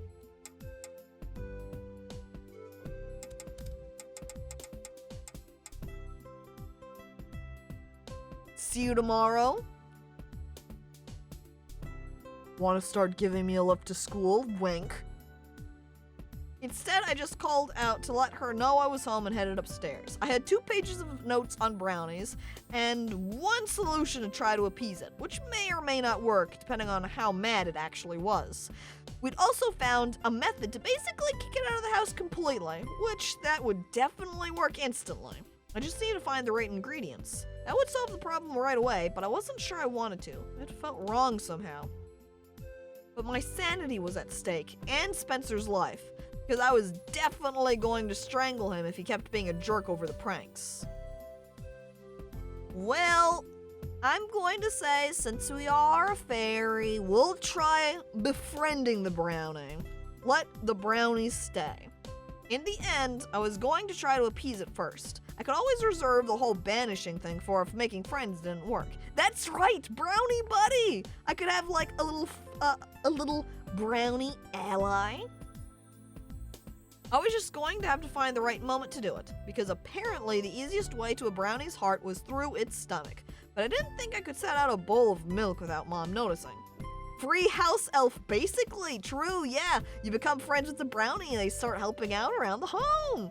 Instead of messing things up and making things terrible, it starts making things like all nice. Befriend it and it will clean the bathroom for you, right? Clean out the toilet, the one job nobody wants to do but the brownie's totally cool with if you're friends. Keep the brownie so you can eat it later. Isn't that slave labor? I mean, the brownie... I don't know what extent the brownie chooses to live in this home, but the brownie at least does choose whether to be cleaning or not. I mean, so far it's just been around playing pranks. It could just be hanging around doing nothing and goofing off on its own, so... it's fine. We can always continue to repay it by giving it food. I need to find an out of the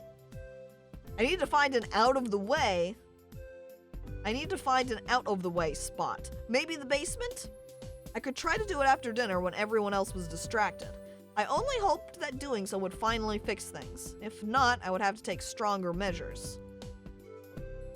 I was so over fairies and their weird personalities. I thought about Ewan. Well, maybe not all fairies. Anyway, I had a mission. For now, I'd focus on that. And I guess I'd find out how well it worked in the morning. Chapter 3, Boil and Bubble. I was in the foyer, but wasn't sure how I got there. I wasn't alone. I couldn't see them clearly, but they bobbed in and out of the shadows, eyes gleaming in the faint light. They were fairies. Or that's why I assumed them to be. What else would they be? Strange eyes peered at me from every direction. The air was filled with the soft hum of moth wings and murmuring voices. I couldn't understand what they said, but I knew I should understand it. The language was strangely familiar. Where have I heard that? I was afraid, or at least part of me was, but that part warred with the comforting feeling of belonging. At the back of my mind, I wondered how the rest of the family hadn't woken up. I wondered how all the fairies got in the house in the first place. Why were they here? It was then that a strangely familiar face stepped out of the shadows. The brownie? It stood in front of me, both serious and silent. The brownie looked at me, almost pleadingly, holding out its hand. I could only just see it through the haze. A small, brown figure that was the only familiar thing around me. I took its hand. The instant we touched, the fairies, or the things I thought were fairies, blew around us with an angry hiss, and they were gone. In my head was a whisper, piercing, chilling. You promised. But in an instant it was gone, with the dream and with the fairy intruders. And I was standing, awake but groggy in the foyer, and the brownie still tightly gripping my hand. It led me back upstairs into my room. I followed awkwardly, bending over as I tried to hold on. My mind was struggling to figure out what was happening. Sleepwalking again?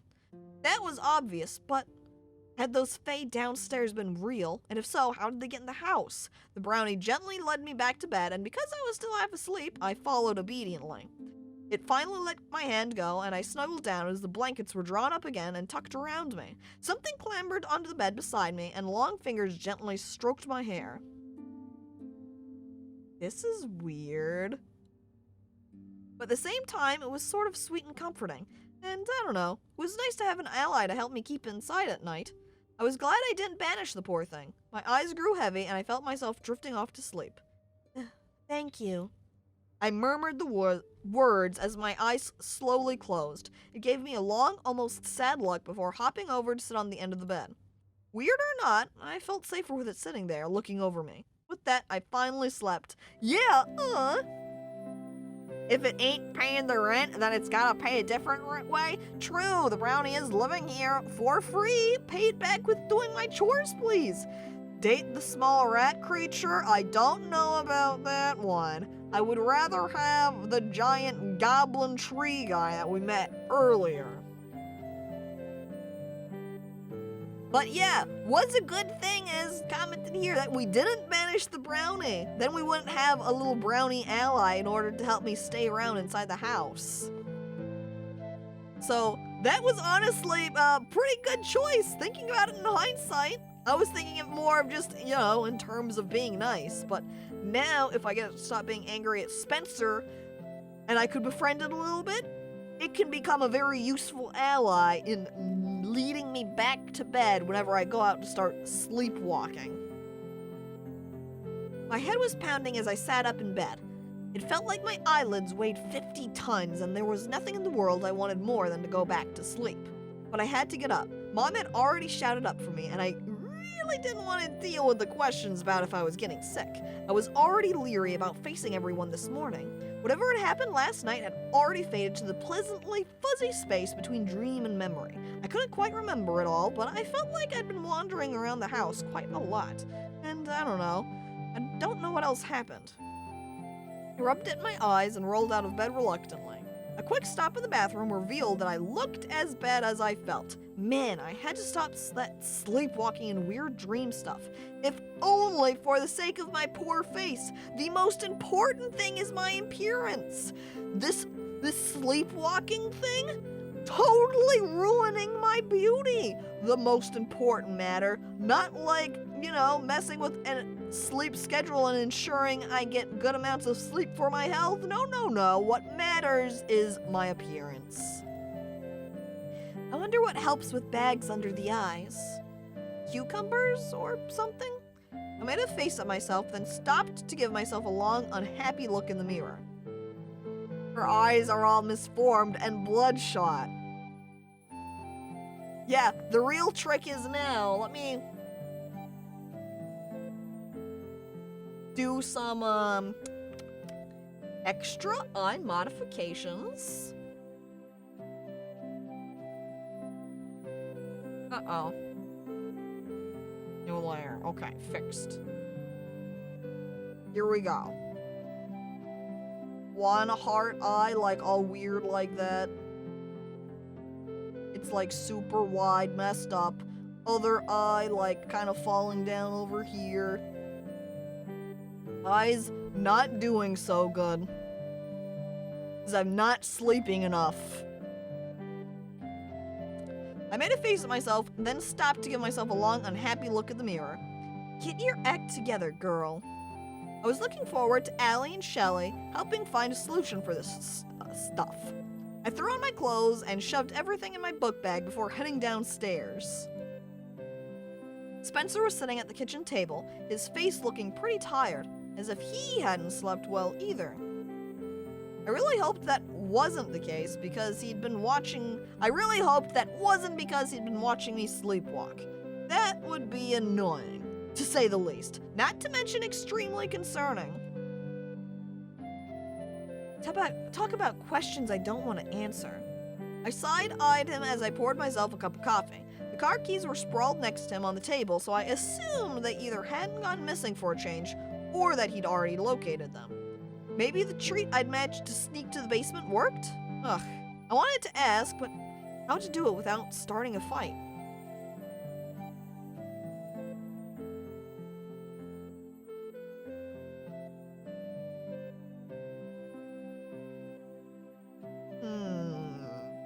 That's what my eyes looked like after I went to bed at 8 today. Oh dear, thunder, please.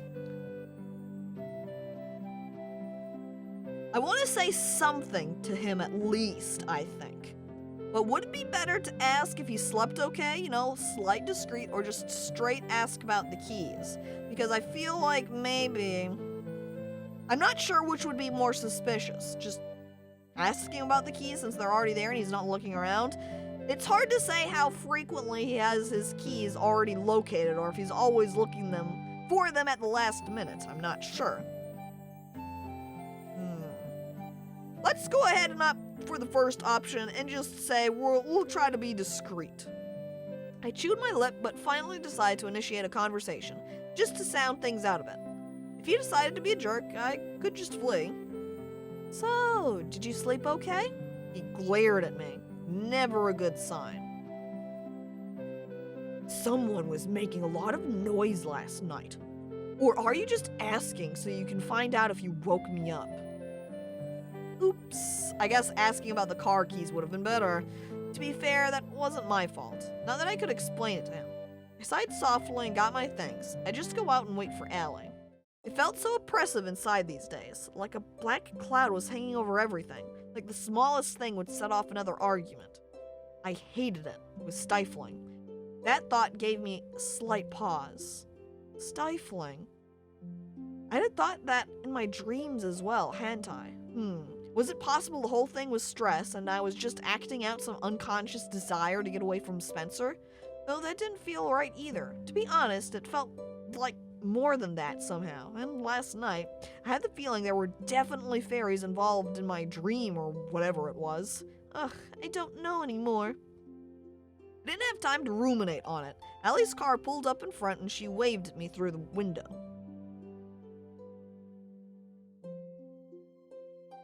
I think I came in at a weird time. Twitchy, I think if you came in at any time during this stream would probably be a weird time. But hello and welcome. I climbed in the car and flopped against the seat with a long, painful sigh. Good morning to you too, sunshine. I feel like death. You look like it. What happened? I think I was sleepwalking again. I don't remember what happened. Are you okay? I think so.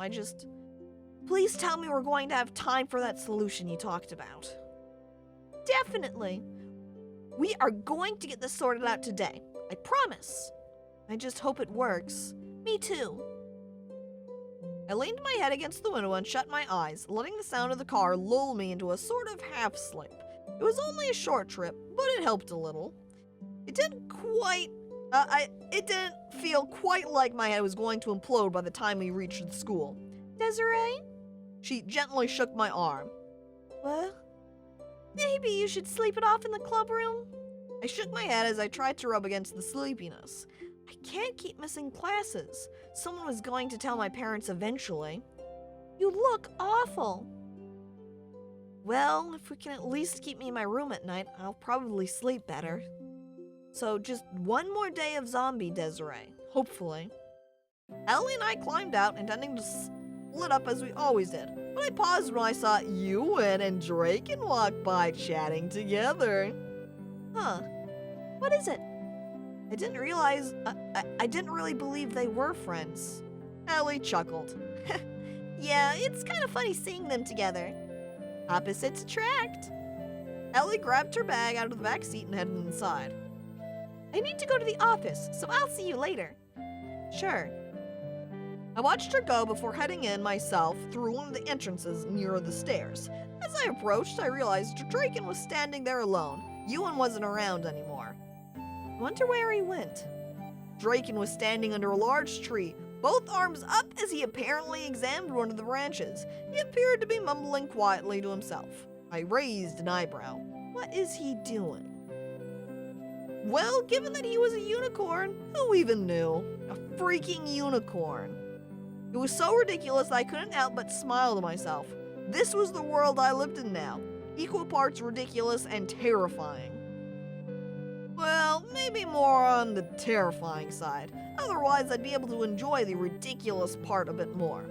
I shook my head and headed this way. and headed his way, planning to go past him and let him do whatever he was doing.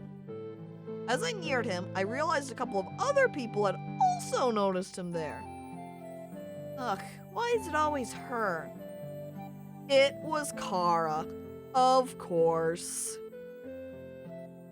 Okay, it just got weirder. Nothing in this game has been weird at all. Yeah, exactly. Come on, Twitchy. Everything's normal all the time. Nothing's off or unusual, you know? Having unicorn man, kid psychic, vampires, Dullahans, me having a brownie back at my house. Everything's perfectly fine. So, what was her name again? Emily? No. Emery? Is he talking to the tree? What a weirdo. Draken didn't seem to hear them or pay them any mind, but it really irked me to hear what they were saying. Why were people like that? Draken wasn't hurting anyone. Why not just leave him alone? I scowled at the two of them as I passed. Is he talking about other people? Is talking about other people your hobby or something? If so, you guys definitely need to find a new one. Maybe take up knitting or something? Desiree! How did he hear me, but apparently not them? I shot him a smile as he bounded over to me. Hey, Draken. Wow, you're just bouncing around from guy to guy so desperately these days, aren't you, Desiree? I think I rolled my eyes so hard I sprained something. Bouncing around? Seriously? That is your choice of direction of attack? Okay. Sorry if you think having more than one male friend constitutes desperate bouncing, whatever that means. I say, trying to deflect the fact I was indeed attempting to aggregate together a male harem. You're the same as you've always been. I can't believe I thought you might have changed. Oh, you never thought that. You didn't even give me a chance.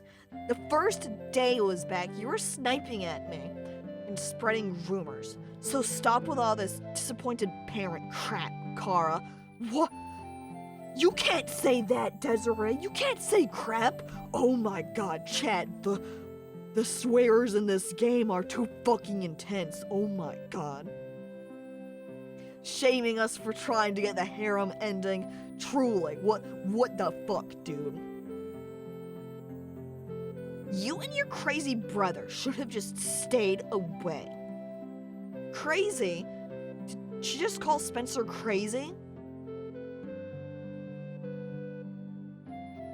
I'm going to defend Spencer.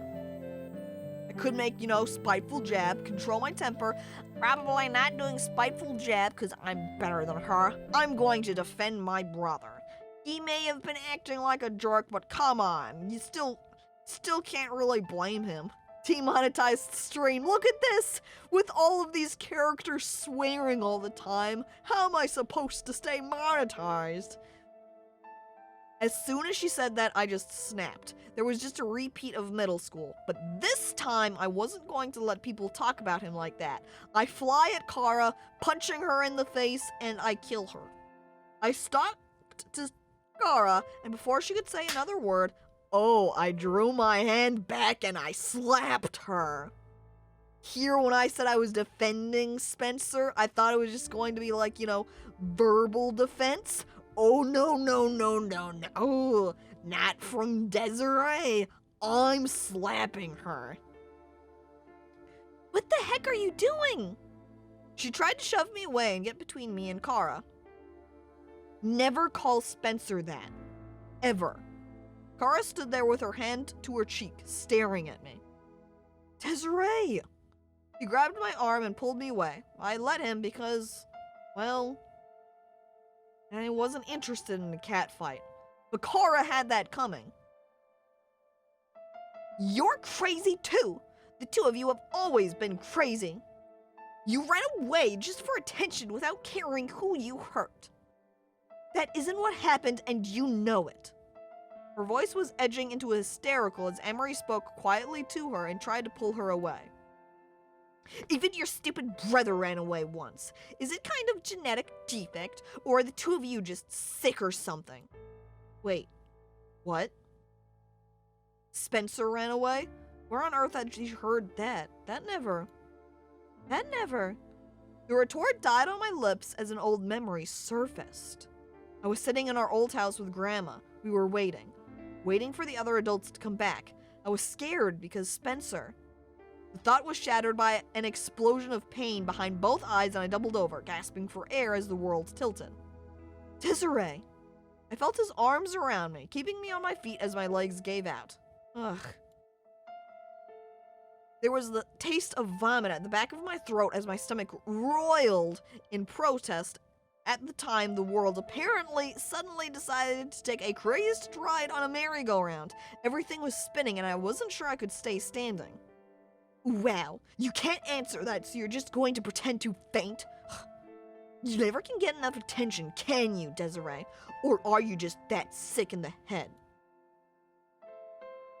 You're the one ignoring someone obviously in pain. Doesn't that make you the sick one? Yeah, I figured it was Ewan coming along, seeing as we're with Draken, so since the two of them were friends, it would make sense he would see Draken and be like, oh look, there's also Desiree, sure. Through the haze, I recognized Ewan's voice. The two of you should just get out of here. Come on, Kara. I didn't see the two of them retreat. I was too busy staring at the ground because it was the only thing not spinning. Ugh. What on earth was that? Pain was starting to fade, but I was still pretty woozy. If I moved too fast, I was definitely going to puke. And considering Draken was in the splash zone, that would be very fortunate. He always dressed in expensive-looking clothes, too. Are you okay? I don't know. Should we carry you to the nurse? Please, don't. I would rather not deal with more rumors. What happened? I'm not sure. Just suddenly had an incredible pain and everything started spinning. It's fading a bit. Geez. I straightened carefully, putting a hand to my head as if that would stave off the dizziness. You know, I keep thinking of it now that she just kind of pointed out this guy's outfit that looked expensive.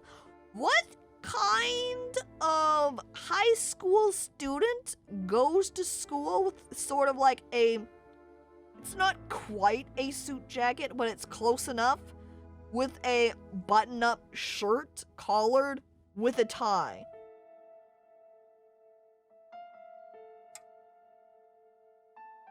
A unicorn. I guess so. I mean, I've never met a unicorn. Maybe someday I'll see some guy just randomly in a suit in a situation that you would never normally see someone. And you go and they're in this fancy, weird, unusual suit. Must be a unicorn. Wait, that isn't a uniform? No, the school does not have uniforms. So he's wearing this because he thinks it's fashion. Also, that person doesn't know how a double-breasted blazer works. Yeah, it's got 3 buttons coming down across, and there's one down button at the bottom, and this one just hanging out there.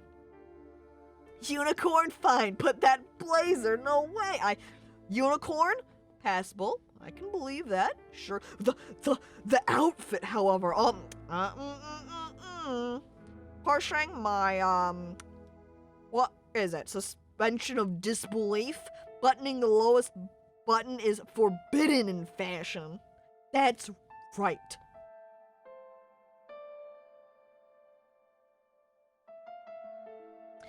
Geez, I straightened carefully, putting a hand to my head as if that would stave off the dizziness. You should at least go up to the club to rest for a while. Vilos can probably get you out of first period. Yeah, okay. Maybe I should. But what was that memory? It had already faded beyond recall again. Ewan and Draken both walked with me up the stairs. Draken was the one supporting me most of the way, though I wasn't totally sure I needed it. But I didn't really want to tackle the stairs while dizzy, so I leaned on him just in case. Draken quietly caught Ewan up on what happened before he'd shown up. I didn't have much to add, really. I just focused on making my wobbly legs work right. As soon as I got to the club, I sank onto the sofa and buried my face in a pillow.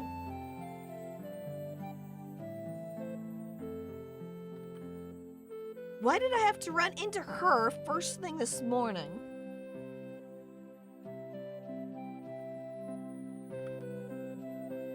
Not how I wanted to start my school day.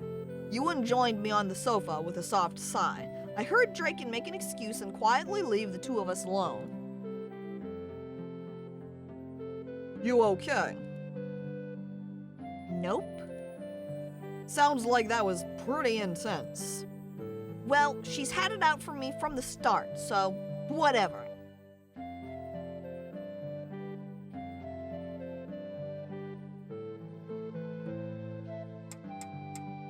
People are good at being cruel when they want to be. I finally looked up at Ewan, but his face was as inscrutable as ever. He wasn't wrong, and I guess that didn't just apply to people like Kara. It applied to people like us as well. Kara's an annoyance, but just that. I just don't know what happened out there. She said something and suddenly my head was hurting and I was dizzy.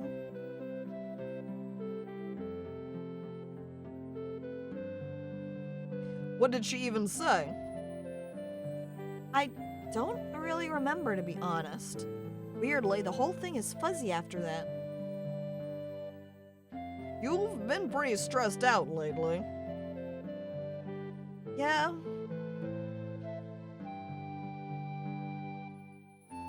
I really didn't think that could explain nearly passing out in the middle of a conversation. Then again, sleep deprivation could wreak some pretty nasty havoc. I definitely had not been getting enough restful sleep as of late. Yeah, maybe it was just that.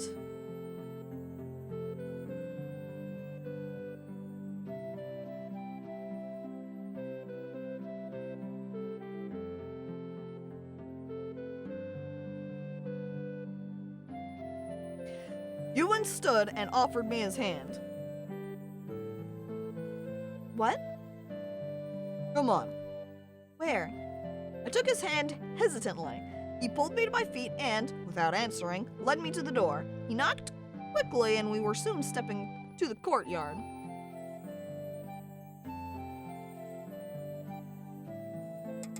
What are we doing here? You want to go to class? Not really. So let's stay here for a while. Is this where you usually spend time when you're skipping class? He shot me a long look. I don't skip every class, I don't like literature. I'd heard him and Mrs. Roberts talking about that, but he didn't know I'd heard them that day, so I didn't say anything about it. It's my favorite subject, actually, especially now. I mean, the plays, Shakespeare, I really enjoy it. Oh. He didn't respond, but instead went to a spot on the other side of the courtyard under some of the trees there. He flopped down and patted the ground next to him. Let's talk about something else. Okay. I joined him, sitting and stretching my legs out next to his.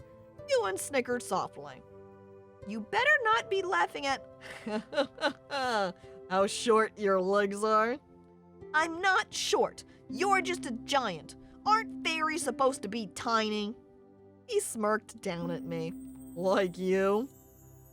Don't make me test how easy it is to knock that head off. He laughed quietly. Oh, so scary. He picked a few blades of grass, twisting them between his fingers. You should know by now, fairies are nothing like the stories. Nothing like Peter Pan or Sleeping Beauty. Yeah, I noticed. Though, I mean, the whole flying with happy thoughts thing would be kind of fun. Only if you have enough happy thoughts to fuel you. Yeah. Something about the way he said that gave me a pause. I watched him out of the corner of my eye as he stared down at his hands. I wondered, why was he like this sometimes? I knew the head thing was weird and frustrating, but I don't know, was it really that bad? You don't think you've had enough? Happy thoughts, I mean. He shrugged. Maybe a few years ago. Not so much anymore. Was it really that bad? Whatever happened when you turned into a full-fledged fae? He shot me a sharp look, but I just held my hands up awkwardly. It's fine if you don't want to talk about it. Just makes me nervous. I drew my legs up to my chest. You're more experienced with this stuff than I am, but it seems like it's had a really negative effect on your life. I'm just now going through all this weird awakening stuff, so seeing you like this just makes me worry about what's in store for me. Ewan flung the bits of grass away and leaned back against the tree. I don't think you'll have to deal with what I dealt with. Your dad's not a Dullahan after all. No, but whatever apparent Fey ancestor I had could have been anything. I mean, what if I sprout a tail or something? That's going to be hard to hide from my mom. I took a note, apparently. It still won't be as bad. You're not like I was back then. I didn't know what that meant. We didn't sit there long. As nice as it was, I was feeling kind of antsy after what happened earlier. It was too hard to sit still, and I needed something to get my mind off things. I sighed softly and stood, brushing off my pants. Leaving? I think I'm going to class. Are you sure? Yeah, I think I need the distraction. I gave him a slightly sheepish smile. And I promised Danny I'd keep Elliot from falling asleep now that we're partners. He frowned slightly and looked away. Okay. Okay, go stream. Yes, hello, welcome Grendelcorn to it. I started back toward the door to the club room. Desiree. Yeah? If you need something, you just have to ask me. Okay, I'm back. How's it going with Dullahan boy? Seems to be going pretty good. Like, look, he's even saying he helped me out with some girls just a short time ago and with me passing out. And now he's saying to me, if I need something, I just need to ask. Yeah, chatting with Ewan. Don't forget, I did get his cell phone number earlier too, so I can always still text him. I know. I left him there and went back to the club. It was kind of a weird day. Kara kept strangely quiet about what had happened that morning. Probably because there wasn't much of a way for her to come out of it looking pristine either. She was only confident with her rumors when the incident at hand didn't involve her. That's the Dullahan? I thought he was a werewolf or something. Nah. The Dullahan was Danny, who was the partner that we were referring to over in literature. We had Elliot as the partner, sorry, but Danny is Elliot's friend. I was relieved to not have to deal with that, though. There was something else that was a little strange, though. It started as a prickle at the back of my neck. Just a weird feeling of being, watched. I might have dismissed it as paranoia if it hadn't been catching sight of the same two people lurking around during passing periods or lunch. Two people I didn't really usually see around as often. Draken and Brenna. At first I thought I was imagining it, but Draken was kind of, super obvious about trying to duck out of sight if he saw me looking his way. Brenna was much more nonchalant about it, but it was kind of obvious they were following me around. By lunch I was ready to throttle them both until they told me what on earth they were doing. I hadn't managed to actually catch either of them though. They were annoyingly good at vanishing when I tried to approach them, but I definitely wanted to ask why they were following me around because it was a little annoying, not to mention weird. Well, we gotta go with Draken, clearly. I looked for Draken. I feel like I've been getting along with Draken better than Brenna. So, I didn't really want to deal with Brenna. So I was going to corner Draken. But that meant waiting until after school because I didn't want it to be in a crowded hallway and there was no other opportunity. Fortunately, though, he was easy to find. And even easier to bully. It's time to bully the unicorn. I'm sorry. We were standing at the top of the stairs on the 4th floor where, fortunately, there was no one else around. I wasn't following you.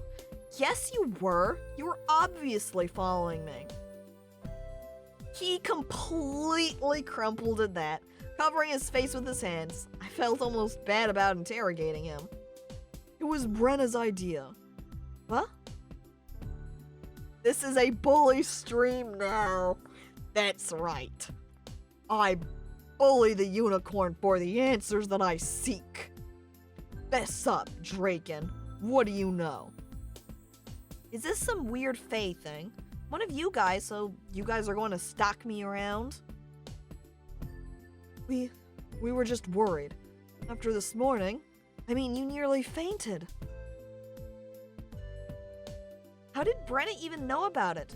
She wasn't there. I don't know. I didn't tell her. Maybe Ewan did? Otherwise, it meant she'd already been watching me before the argument with Kara. Listen, I appreciate the concern, but I don't need bodyguards. Wasn't trying to. I'm sorry. I'm not mad at you, okay? Just please stop following me around and watching me. It's a little creepy.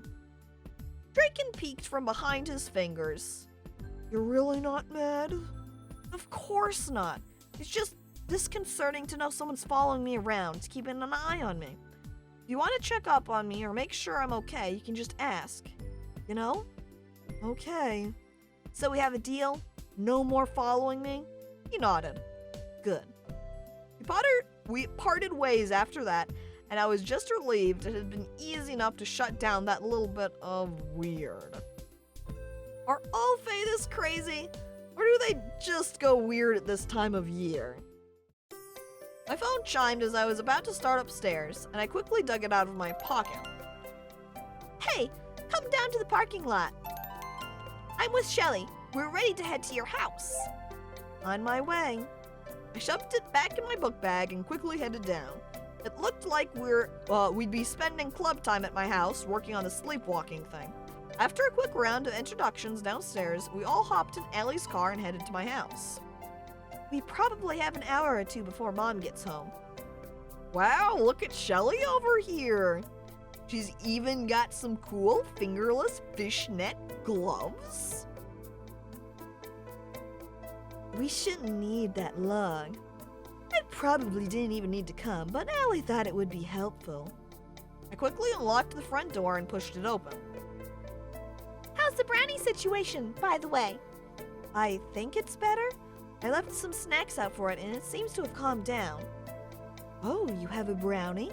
How sweet. Yeah, well, you'd think that. But Spencer managed to piss it off, and it was pranking him like crazy for a while. Oh dear, how did that happen? I'm not totally sure, but I think it may have to do with the fact that he kicked some mushrooms over in the fairy ring out back. That's the only thing I can think of anyway. Shelly shot Allie a quick look. You have a fairy ring. Here? I looked from one to the other, curiously. Yes? Is that an issue? We had one at our last house, too. It was no big deal. Allie, you remember it, right? We used to play in it all the time. Oh. Huh. I'd forgotten about it, but now that you mention it, can you show it to me? Sure. Surprised by this turn of events, I led them through the house and out to the backyard. I stopped just outside the ring and pointed to the shriveled remains of broken mushroom caps. That's where Spencer kicked it, but you can see it's already grown new ones. Shelly was frowning down at it pretty hard. Ewan didn't seem to think much of it though, so I wasn't sure why Shelley was so bothered by it. I don't like this. Do you feel that, Allie? Feel what? It definitely gives off a weird feeling. I don't feel anything though. Maybe because you're Fae. Well, fairy rings are supposed to be dangerous for humans. Maybe that's why it feels strange to you guys? Witches still count as mortals, right? Apparently, I wrote something else down. I mean, I had no idea. I was still new to all this. We do. Desiree, listen. Sometimes fairy rings are just mushrooms. Normal mushrooms growing in a weird pattern, but sometimes they can form a gate to the fairy world. That's why they can be dangerous. And considering your parents are human, and possibly Spencer, yeah, this one could be a problem. If the brownie got that angry at your brother just for kicking a few mushrooms over, it's clear this one has some connection to fairies. And with that weird aura it's giving off. Gates to the fairy world aside, imagine what would happen if your dad tries to get rid of it or something. Or if he mows over it. It's a good thing my dad hasn't mown the lawn at all then. Ugh, the brownie would completely freak out. I hadn't even thought about that. What do we do? There are ways to get rid of it without rousing the Fae, but it'll be tricky. It's not really my area of expertise. Nor mine. I think it'll take some time to put together. We'll have to do some research.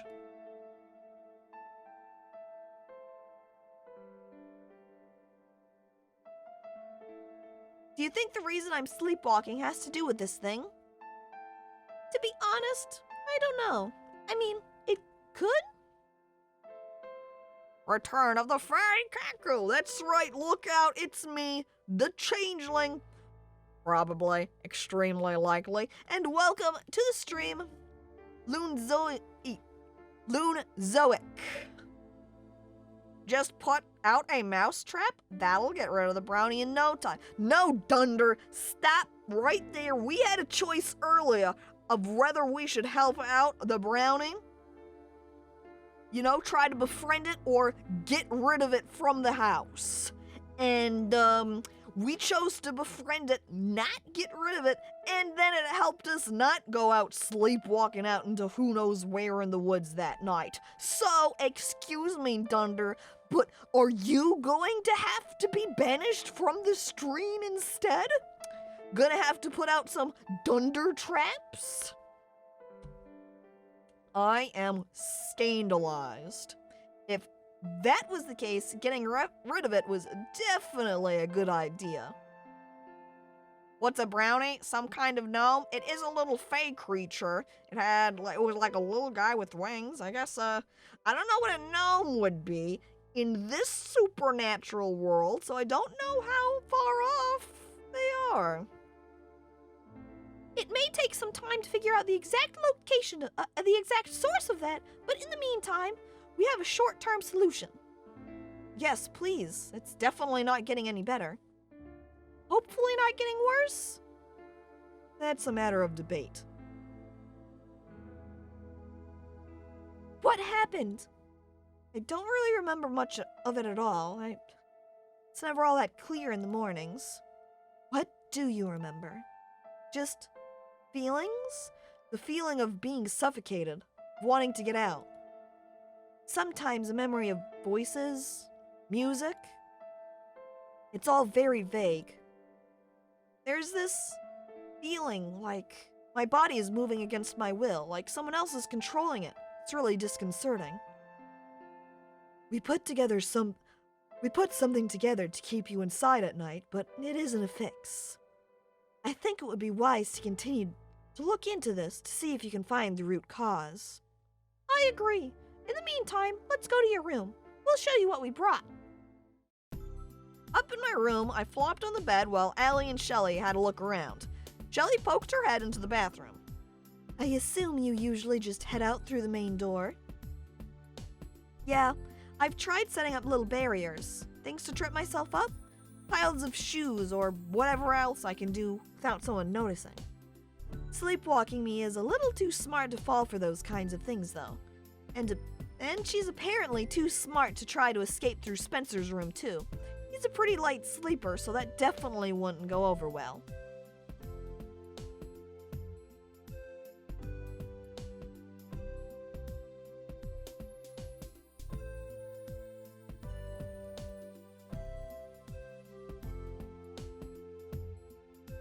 Well, for now, I think my original plan will work. And what plan is that? She fished 2 little jars out of her bag and set them on my desk. What are those? Do you know what a fairy bane is? Yeah, I've read about the fairy plants. Banes are plants fairies don't like. Oh, more notes that I'm writing down, it seems. More than that, some banes can actually be harmful or act as protection to keep them out. My idea was to try and use that concept to keep you in.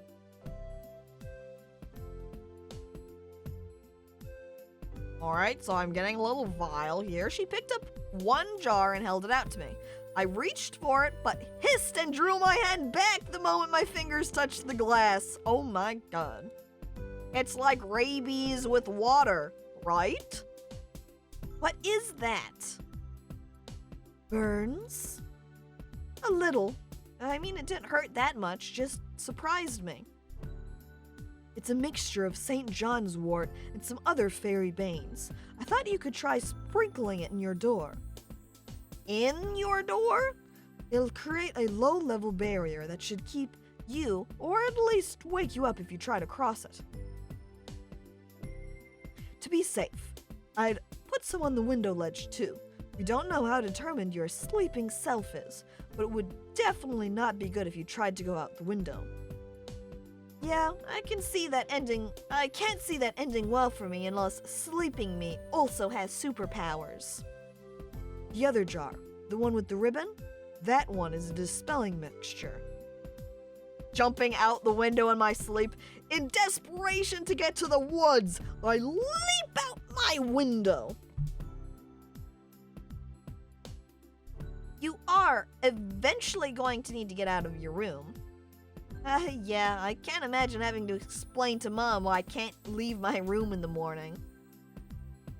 That would probably wake you up. That's a fair point. Leave it open, and then when I throw myself out the window, I'd wake up at the same time. Perfect! If you put it down over the barrier, it should counteract the effects and let you leave. Or keep you asleep forever. Yeah, maybe. I'm also making some water-based infusions for you since I think it'll be easier to spritz that in the doorway rather than sprinkling plants, but it's not ready yet. In the meantime, you might want to stick with using gloves when you put down the barrier. Yeah, probably a good plan. And look, a final word of warning here. You might want to keep an eye out for things that might be encouraging fairy activity here. Things? It's not unusual for houses here in Pine Hollow to have brownies or other tutelary spirits, but in your case, to have the brownie inside and the fairy ring outside? Have you seen any other fairies around? Well, there have been a few. I mean, aside from that Spriggan, I've seen a few other ones lurking around the yard. Most look pretty harmless, small, skittish, mushrooming. I think I've dreamed about them in the house, though. I mean, I'm not really sure whether it was a dream or not, to be honest. I'm just worried because it's looking like you have some deep connections to fairy that predate you finding out about your own heritage. And then, coincidentally, your parents happened to pick a house with a fae occupant, fairies around outside and other fairy activity, and then you started sleepwalking right away. It may not be coincidence. There may be other fairy magics at work. So what exactly do I keep an eye out for? Anything that looks out of place. Plants that shouldn't be where they are. Cut flowers that stay fresh for basically ever. Huh. Yesterday when I went to the basement to put out some milk for the brownie, I did find something.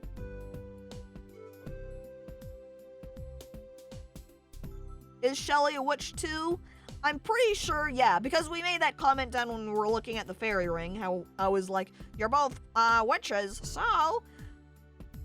So, I'd say, yeah, they're both witches together. I just didn't think much of it. I thought the brownie may have put it there, so I left it alone. Can you show us? I nodded and let them back downstairs. You were getting cake when that happened? Alright. It didn't take long to run down and get a little bunch of flowers I'd found, and several others I hadn't noticed the first time around. In the end, we had 5 bunches set out on the kitchen table.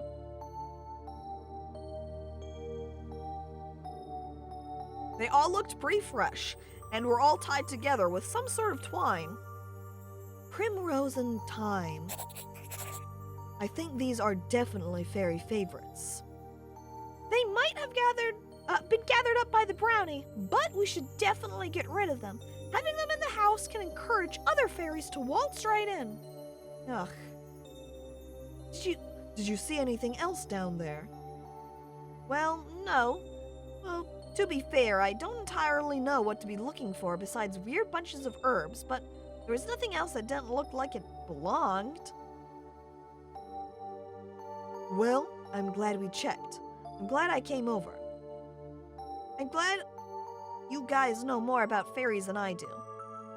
I was seriously glad about that, because it had never occurred to me that a little bouquet of flowers might have had some kind of ominous effect on the house.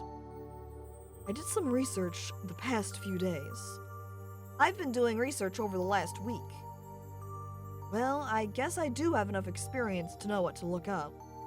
Listen, just keep an eye out for more of these things showing up, and if they do, toss them outside, not in the bin. Thank you guys so much. Anytime. And now I need to head out. Already? Come on, you guys could stay for dinner if you want. I'd like to, but alas, there's no magic spell for homework. Then what's even the point of being a witch? Truly, if you can't cheat on things and tasks you're supposed to have completed, what's even the point of having magic at all? If I can't have the math magic, what's even the point of any kind of magic? I can't just magic math things together, magic science, magic complete my homework. What's the point? Useless witch powers right here. Right. We laughed and I showed them to the door. At least if Mom turned up now, I could shrug it all off as a study group and not a group of evil, conniving, magical friends imbuing the house with fairy banes. What if the homework is studying magic? Then you could just magic all the knowledge into your brain automatically. You wouldn't have to manually read all the words in the book. Easy. But how are you going to reinforce what you learned in school if you just magic it all? Because you magic all the learning into your mind too, Dunder, see? I watched as Ellie and Shelly piled into the car and I waved them off. Really? As a witch, why can't you just magic all of your information into your mind? Truly, what's even the point otherwise? I was just hugging my arms against the cold and was about to step inside when I heard the familiar growl of a motorbike. I ducked behind the eaves of the entranceway, watching as Ewan pulled up in Elliot's driveway. Weird, since there was no one home. Seemingly materializing from nowhere, a black cat showed up, walking along the top of the fence. I raised an eyebrow as Ewan picked it up and cradled it against his chest. It looked like he was talking to it. Is he stopping by to talk to Elliot's cat? Because that was weird, even by fairy standards. Warlock? No. Ewan is a Dullahan. He is not a warlock. And these, if you mean this person, I don't know if you mean the writer of the game, but we're all attending a private school. So, Dullahans are way cooler than warlocks. Also true. I shook my head and just went inside. I had other things to worry about. I ran my hands through my hair with a long sigh. With that done, I had homework of my own. It was a little weird stepping back into the real world from an afternoon of potions and fairy magic. Why can't he be both? I don't think there's any overlap. I'm pretty sure they said earlier, I think, that there aren't blends of magical beings. You're just degrees of it at most. The paranormal didn't seem to just easily blend into real life to the point it became part of every day.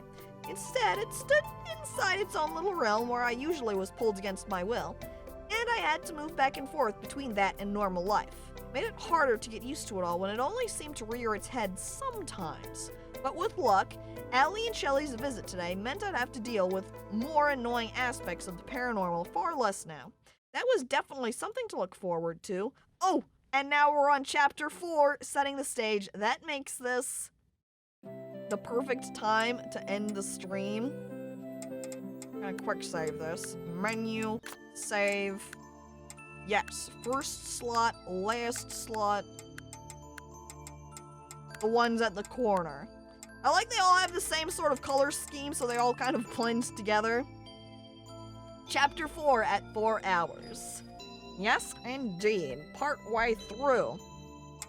So let's also then pop over to the main menu, where we are and where I have my hearts floating around. Let me just hide that. And I'm also gonna say I peeked here partway through to try and see about how far into the game we are based upon the number of remaining choices. And honestly, it makes it look kind of like I might only be halfway through the game, maybe? There's quite a lot of choices left. So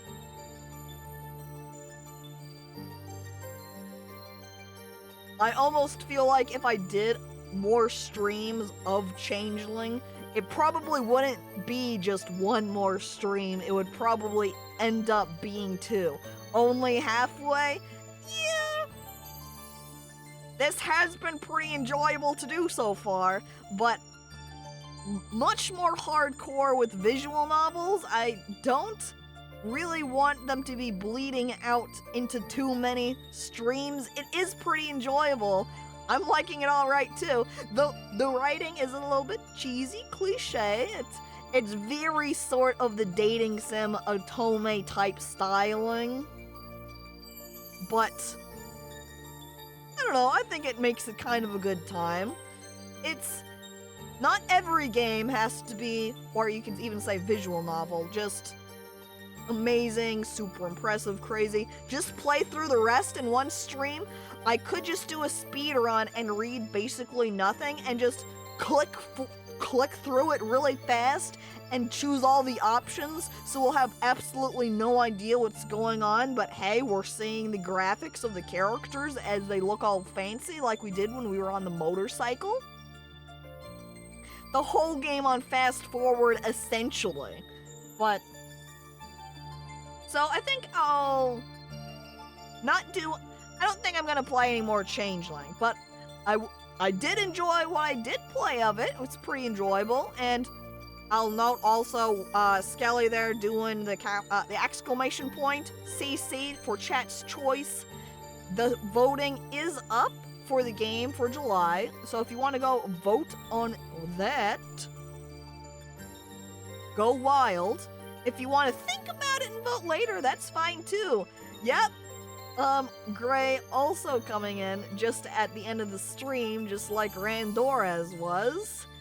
All the way at the end here. Putt Putt, yep, somebody did submit Putt Putt. Though, since they did post a specific Putt Putt game, I put in parentheses and other Putt Putt games, you know?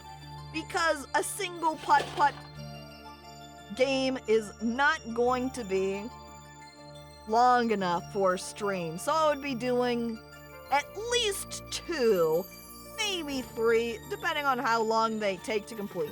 I unironically love Putt Putt. Yeah, those all humongous games are all very excellent. I enjoy them too. But So that means next weekend I am going to be doing just the games I had planned, and we're not going to come back to Changeling. However, for anybody who did buy the Itch.io bundle, that was up a little ways back, that was up fairly recently, that had like the huge number of games on it. If you got that, this is in there. So if you want to go and romance the guys, you could do so. And this is on Steam also. So if you didn't get the bundle, if you wanted to go get it off Steam yourself and play it through, you could do so. Go wild. It says there's a lot of endings to this game. There's even like the 6 guys, so within picking any of the guys you want to romance, there's a bunch of endings you can get with them. So, oh yeah, well, since I changed the screen, we do still have those heart sleep-deprived eyes. Let me just get rid of that. Gone, taken care of. So, if you're a person who didn't watch the stream at all out there because you don't care for the more reading games, because since it's a different sort of experience when I'm doing these more reading heavy games versus, you know, a game, say, maybe like House Flipper, say? I keep using the example of House Flipper, I guess because it's on my mind most readily, and now that I keep referencing it, it's easier to remember it as an example later on. But there's a lot more, like, chat interaction happening there, and general game commentary, than during a visual novel or another reading-heavy stream, where I have to do a lot of reading of what's happening in the game, or visual novel, quote-unquote game, however you want to consider it. But, alright.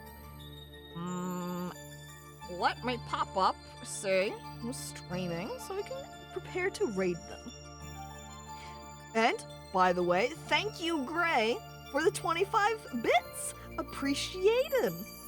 Thank you, everyone who's come by to watch. Thank you for those who have followed and resubscribed, and for the bits, Gray.